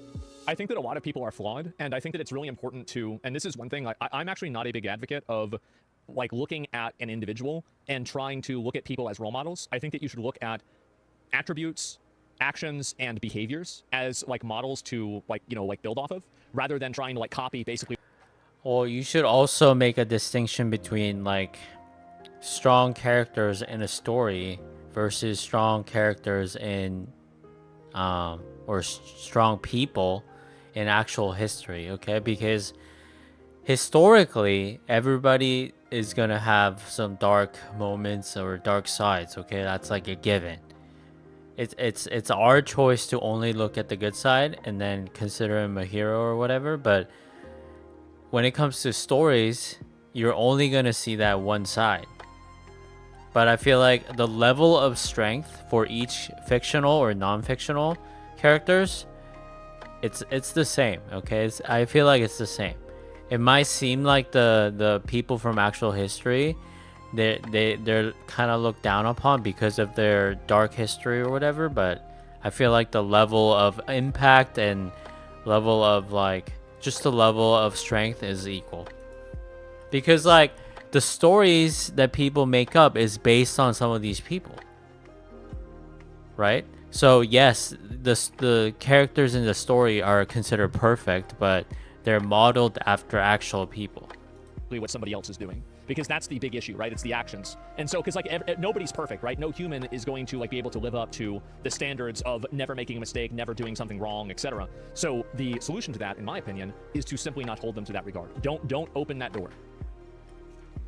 Actually is. It's not the power to dominate. It's the courage to endure, the humility to grow, the grace to forgive, the wisdom to wait, and the character to keep going, especially when no one is watching. Thank you guys for watching. Role models are not allowed to do mistakes. I think that when role models make mistakes, people try to make excuses for the mistakes rather than... I feel like role models should or they will make mistakes, and mistakes are part of it, but it's about how you bounce back from a mistake. Because like that itself, like how you behave after a mistake can be, you can learn from that, from whatever your role model is.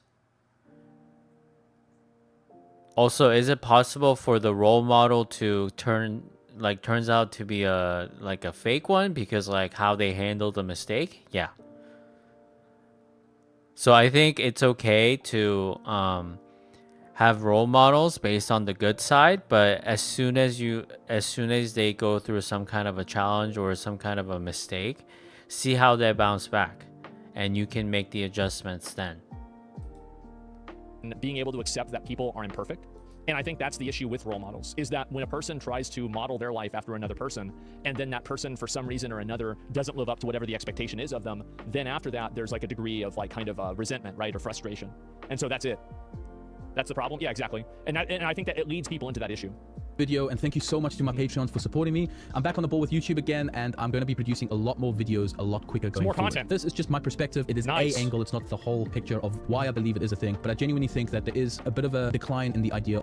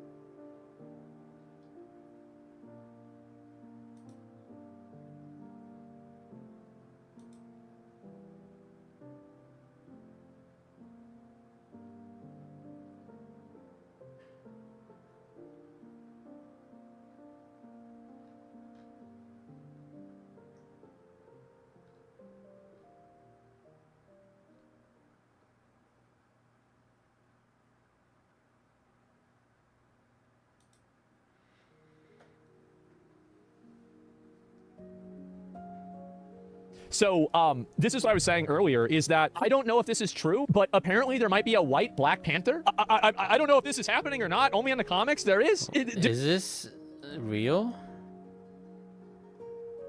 Storyline that reimagines Black Panther's legacy with a shocking twist. The latest heir appears to be white. The premiere issue of Marvel Knights, The World to Come, dropped Wednesday, introduced a new character named Katima, whom T'Challa, Prince of the fictional African kingdom Wakanda in the original the comics there is dude, if they actually do the meme, I don't know what I'm gonna do with myself. Ryan Gosling will be the new MCU. I guess so, man. Okay, Baldy, just for context, this tweet was obviously just a meme that went absolutely giga viral and triggered a collective meltdown on Twitter, but there is actually some truth to it. In the new comic Marvel Knights, the new leader of Wakanda and the new Black Panther is T'Challa son Katema, which for some reason is a white man. You know what, guys? I think representation matters. I feel so I feel so validated right now. I remember my grandmother saying to me, I don't care what they tell you in school, Obama was white. Oh my god. What?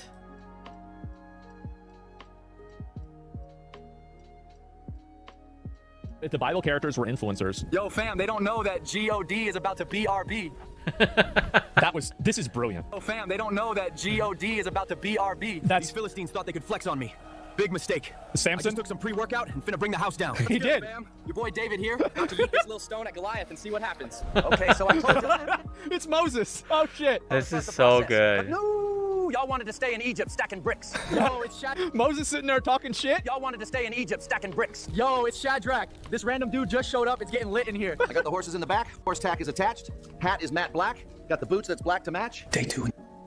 This is fucking insane. How is this so good? Day 2 in the tomb. No Wi-Fi, no snacks. Just kind of waiting for God to respawn me. You know I'm a daddy. Just vibing. He's got me in this Technicolor drip. Brother's so jelly right now. They're looking a little sus. I'm supposed to say that God got me pregnant? Yeah, there's no way my parents are buying this story. Oh no. I would like to formally apologize to God, the sailors, and this whale. Sorry, dude, I just took a poop over there. Dude, this is so good. The Moses one. Okay, so I told y'all to trust the process. The Moses one is insane. You know what? What if AI gets so good, it gets people believing in the Bible again because they see the AI-generated videos of Jesus and they're like, wow, maybe this shit is real. I'm going to hell for this. People believed with less things, less evidence.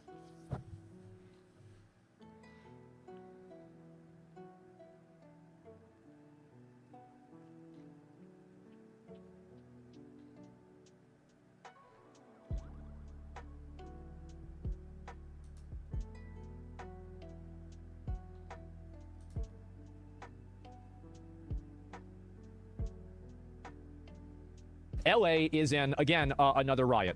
This has been about for a while. You can tell, by the way, this is an American protest because there are no American flags. If they start shooting shit, make sure that the kids are away. Make sure we try to keep ourselves. Why are there kids there to begin with? Why would you bring your kids to a protest like this? This is an adult event, and there is a threat of violence from nothing else. Like, so, and here's the thing, is that this is what I don't understand, is that based off of their logic and this is their own thinking, right? I didn't think like this. I don't think like this, but this is how they think. They think that there is this oppressive, violent police state that is black bagging and killing people all of the time and arresting them. Why the fuck would you bring your kid there? If you actually think this is true, why the fuck are your kids there? Seems like a pretty big fucking mistake, right? Well, it's not a mistake because they know it's a lie. It's Hamas? No, it's not Hamas. It's the entire thing is fake to begin with. They never thought this stuff was actually bad. They're just out there using this language in order to get people riled up. That's it. Save as much as possible. If you're gonna leave, do not leave alone. Don't leave by yourself. Make sure you go with somebody else. Si está aquí solo, sola. Who? Street? What do we want? Stop the deportation. When do we want it? What do we want? When do we want it? What do we want?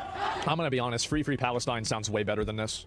It's way more catchy. This is way too long. There's too many words, there's too many syllables and deportation. Way too long. Like, I mean, let's, like, we've got to, yeah, I mean, this kind of sucks. It's a bad slogan. Yeah, should have imported good slogans. Yeah, again, typical American protest. There's no American flags. So let's see if I can find some more of this over here. And then obviously, you know, oh, they've got a big, this is the bird's eye view of it, okay? Protests following the mass immigration I'm raids. Giovanna Lava. Yep, You're taking a live look at one of the protests underway in Los Angeles just a few hours after the mass immigration raids. Chris Christie is live in there 7 with the latest. Chris. This right here, in my opinion, is pretty much fine. I mean, as long as they have like a permit to protest on the road, I don't really see this as being an But issue. they don't. I mean, really, nobody's destroying anything, at least right now, so it's fine. That's right, Giovanna. It's a major protest going on about 2 hours now. Close to 1,000 people now wrapping around the detention facility between Alameda and Los Angeles. Right now. Oh, it gets worse. I know it gets worse. Of the federal building at 300 Los Angeles. Now marching down Aliso. In the lead there is that cattle truck leading the pack as they make the turn onto Alameda Street. The strategy here is... God, I'd be so scared if I'm in this car right here. Because, like, any of these people, any of these mobs can just trash them. To basically encircle the detention facility, which is that building right there, where we understand there are actually some people inside of the building. I'm Giovanna Lama. So they think that they're going to get around the building and then they're just going to let all the people out? Is that really the plan? And so anyway, this is also pretty interesting. So closed border, there's an downtown LA business owner locked ICE agents inside their shop during a search. The FBI has now arrived on the scene.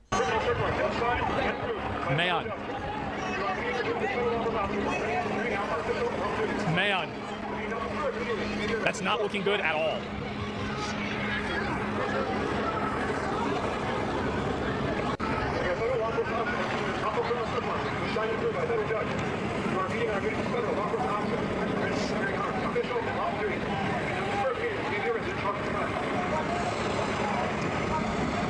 Man, they instant got 6 stars, blow up the wall. Well, why would they do that? Just arrest the guy and get the keys. I mean, it's pretty simple. Yeah, I mean, I feel like this. They lock the ice inside the business. Man. Just smash the window? Yeah, we live the ice. Yeah, exactly, the ice. I mean, either way, doesn't the ice have guns? Well, I mean, they're not going to want to shoot somebody. I mean, the thing is that, like, yeah, how many counts of kidnapping of a federal agent do you think? So this is the problem that I think that, this is the problem the government has. Is that, I mean, these are federal charges. This is kidnapping. Like, so if this person doesn't get crucified for this, honestly, I think let's just let all the illegals in and get rid of the border. I think, you know what? Because obviously we don't care about the law anymore, right? So, like, why not just let's just let it happen.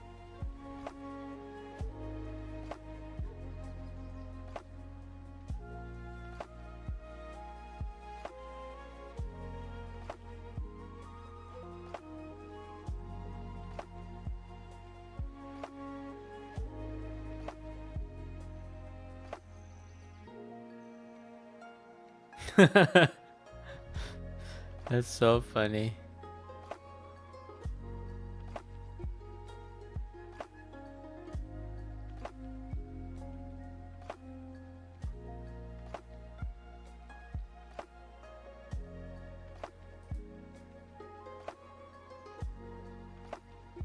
This was a year ago? Oops, I'm sorry. It's okay.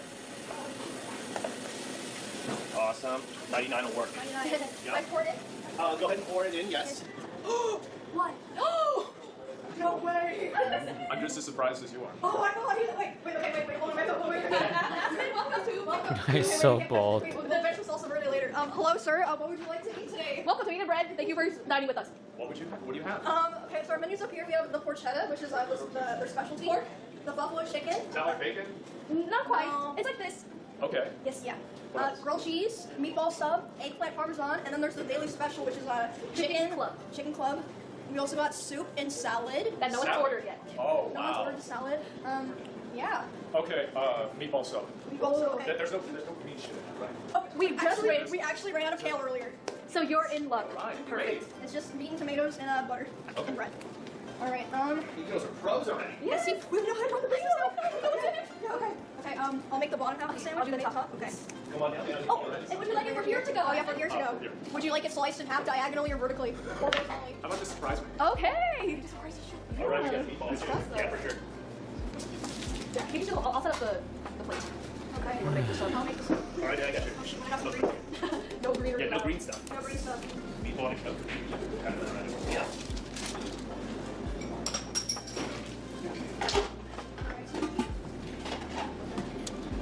I remember how to do this. Yes, you do. I'm an expert. Oh, wow. That's mine. Ooh. Like a tripod? Yeah, I was gonna say like you would for a child. Yeah. All right. Awesome. Thank you for dining your meatball sub. Wait, I get it on a piece of wood? Yeah. Oh, all right. Thanks a lot. Enjoy your sandwich. Yeah, enjoy working. Yes, yeah, thank you. We shall, Aspen. Thanks, Asmund. Oh, Great. Oh, wait, Asmund brought a sandwich from us. I know, I think it's delicious. Oh my god, he's eating outside. He's outdoors. He's in the wild. That's so exciting. This is crazy. All right, back to work.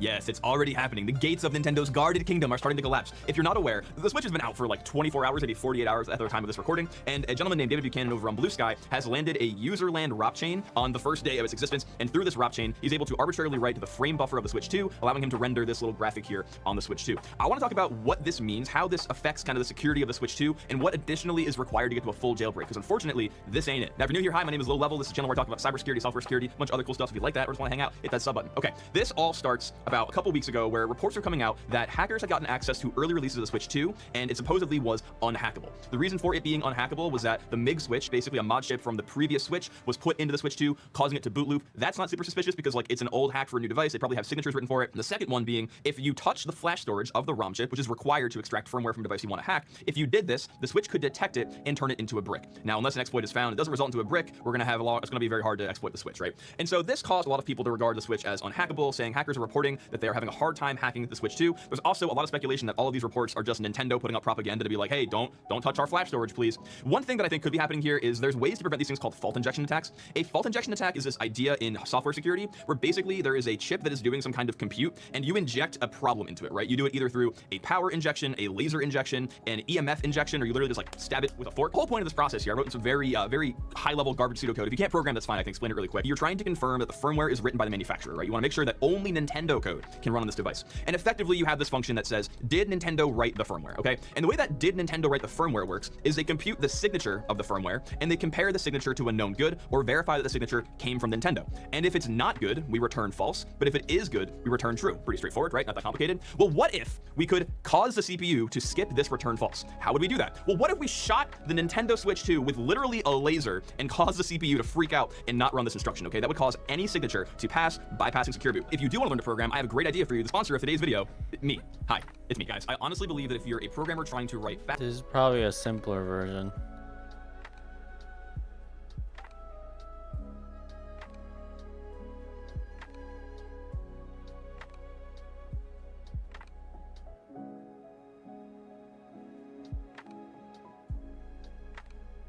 If you've never seen this show before, I don't know what to tell you. So I'll just start doing the tech news. The Nintendo Switch 2 has premium light subscription that in addition to seeing ads on music content, they're gonna see ads on shorts now too, because while these users have been paying $8 a month, advertisers pay a lot more than $8 a month, and that makes it hard to not show your cute face more ads, you know? The change was first spotted in an email received by a member of the Twit forum, corroborated by German site Deskmodder, and ads on shorts are now mentioned on the official YouTube Premium Plans page and in a Google support article. So it seems like premium light subscribers who watch YouTube Shorts are just gonna have to deal with ads while they swipe through Family Guy clips. Parts of the tech industry are reeling from the collapse of Elon Musk's bromance with Donald Trump. In a June 3rd tweet, Elon called the congressional spending bill, known as the Big Beautiful Bill, an abomination because New York Times that forces the AI company to retain all of the ChatGPT output data of its users, which they don't want to see, especially after seeing a lot of what people say to chatbots. It's gross. Sam Altman tweeted that talking to ChatGPT should be like talking to a lawyer or a doctor, because those are the people you ask about weird red bumps in your armpit, not Sam Altman. In other AI news, Reddit sued Anthropic for not licensing the platform's data when Google and OpenAI and everybody else already has. Why don't you like me, Dario? Too much. Sorry, one more AI story. Owners of Samsung phones will soon have the option to display lock screen ads featuring AI-generated versions of themselves wearing the advertised products. It's collaboration with Glance.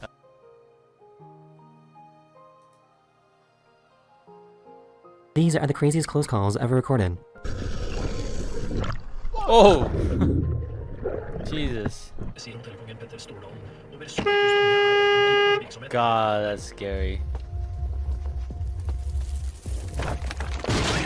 Holy shit.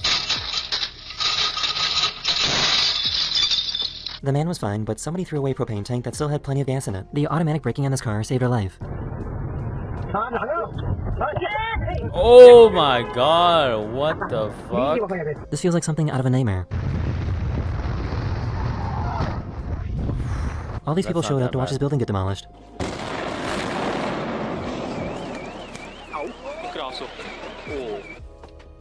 Wait, what was that? Watch his building get demolished. Oh shit. That could kill you. This boat totally failed to see this guy that was out fishing.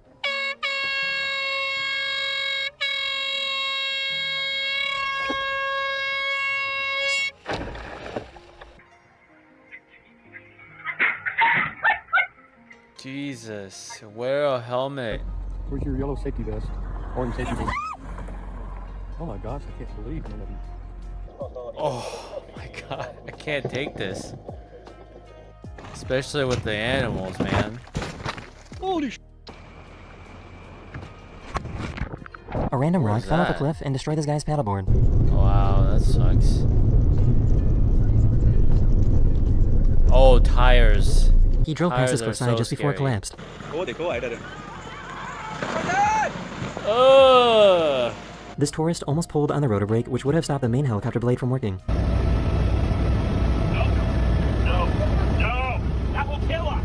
This giant piece of concrete came out of nowhere. Why would you do that?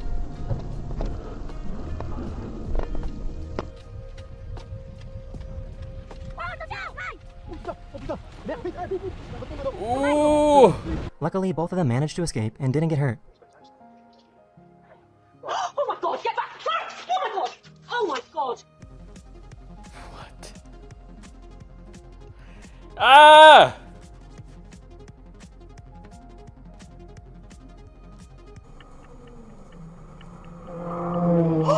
Me! This person in this car somehow didn't see this plane coming in for a landing. Why is there a car in the runway? Oh my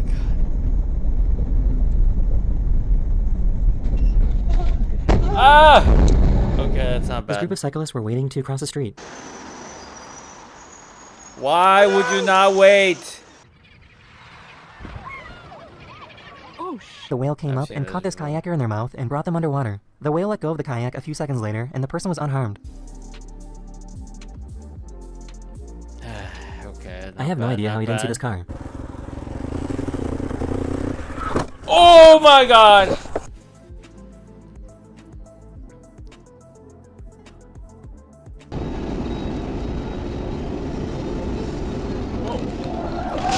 Woo! This crane suddenly collapsed, but the cement block I've saved his seen this life. one. That cord saved him. That cord This guy pre-falling. almost got crushed by this ferry. Ah!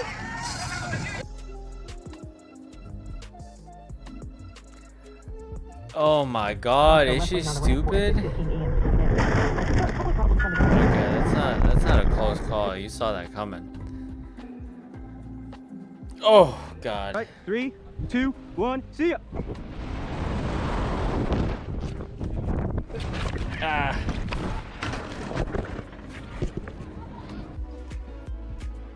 Oh my god. Oh! Holy shit. Oh. Tiger shark! Tiger shark ran me. Oh my god.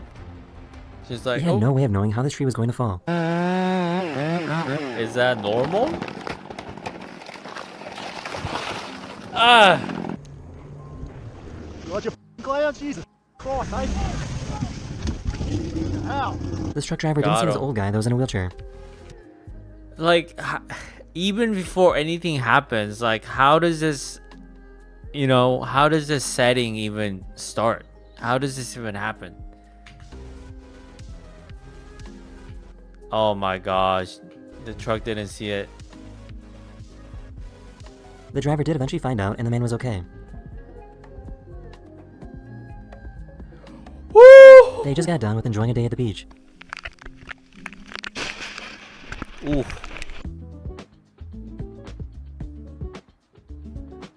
Bro. Yikes. This guy was loading up his car. This is why pulling to the side of the highway is so dangerous, even if you're supposed to be in the safe zone. When he realized that he forgot his wallet.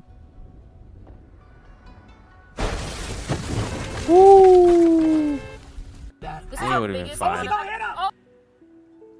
I don't want to see this.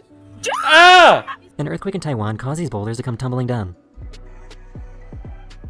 Oh, dude.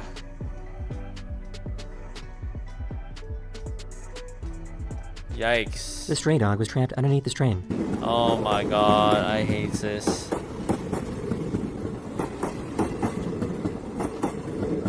Thank god.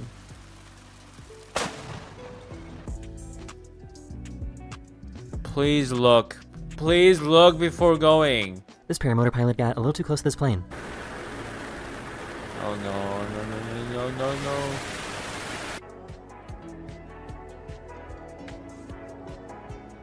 Oh, nice.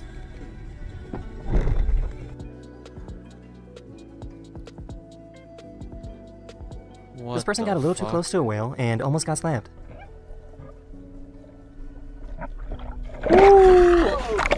These people ran away to safety after hearing this tire make a weird noise.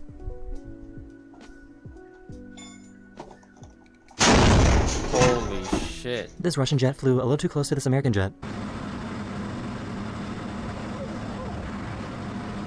This person survived this because they were wearing their helmet. Oh, wear your helmets, please.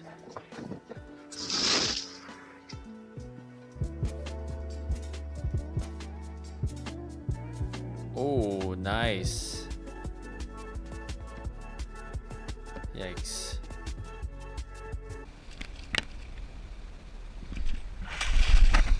Holy. Look at that. Oh my god, that's crazy.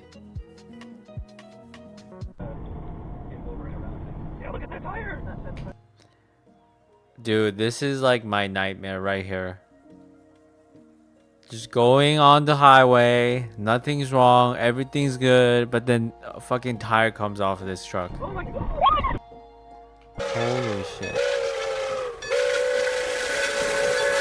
This paraglider's parachute didn't deploy properly.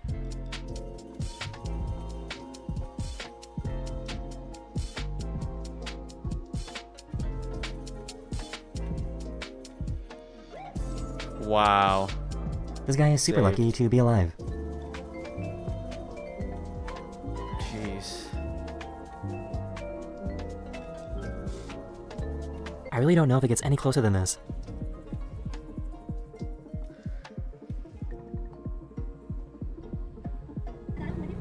What even happened? This. Jesus. Whoa! How did she see that? Oh, she saw it? Okay. Wow, I feel like she could have been hurt for doing that. Jesus. Boom.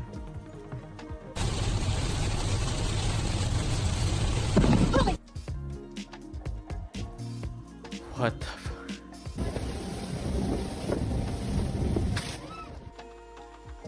A lot of lightnings.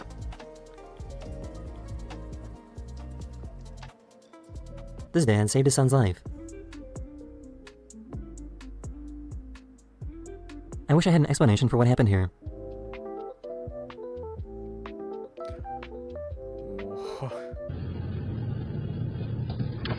Oh my god, that's scary.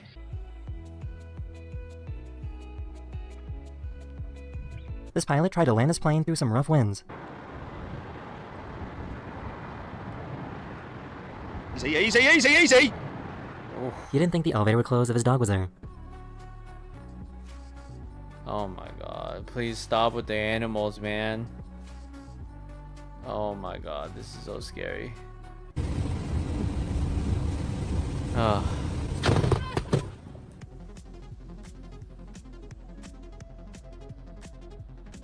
This person was way too relaxed about avoiding disaster. They totally failed to stop for this red light. Oh my god. Please look. Look before you cross. This dad saved his kids at the very last second. I think I've seen this. It's the tire, huh? Oh no, holy shit.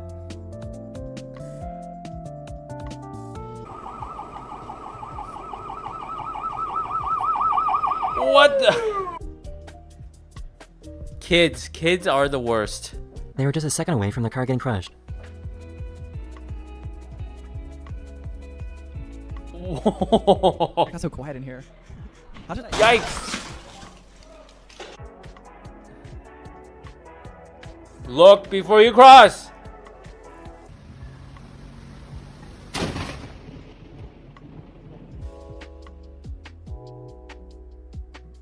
Is it lightning again? Okay.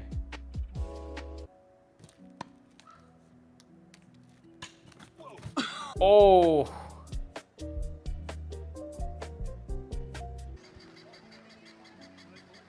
Okay.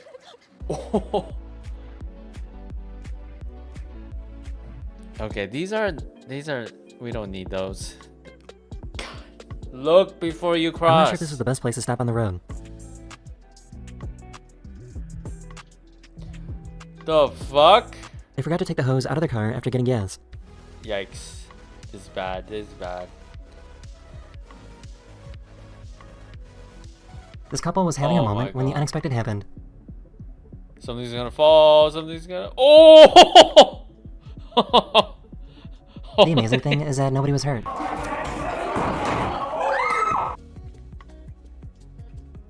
Oh. Oh, This I've random seen this giant one. blade came out of nowhere and hit this building. It was the soldier's first time ever throwing a grenade.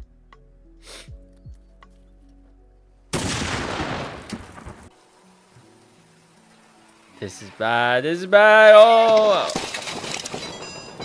This guy was working on his car that got stuck on the road. Oh my God. No. This driver in China was almost hit by these falling rocks.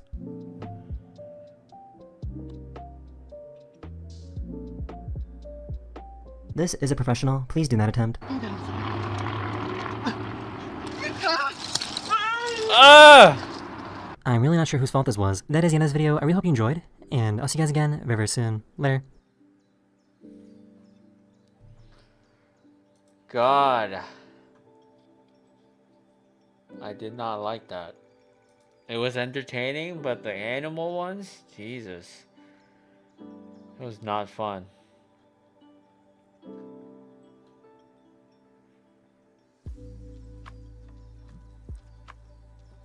Alright, I think that's the last video for tonight, guys. Thanks for watching. I'll be back tomorrow, 6 p.m. Pacific, as always. It's gonna be day 10 of streaming every day until I make a friend. Alright, have a good night, guys.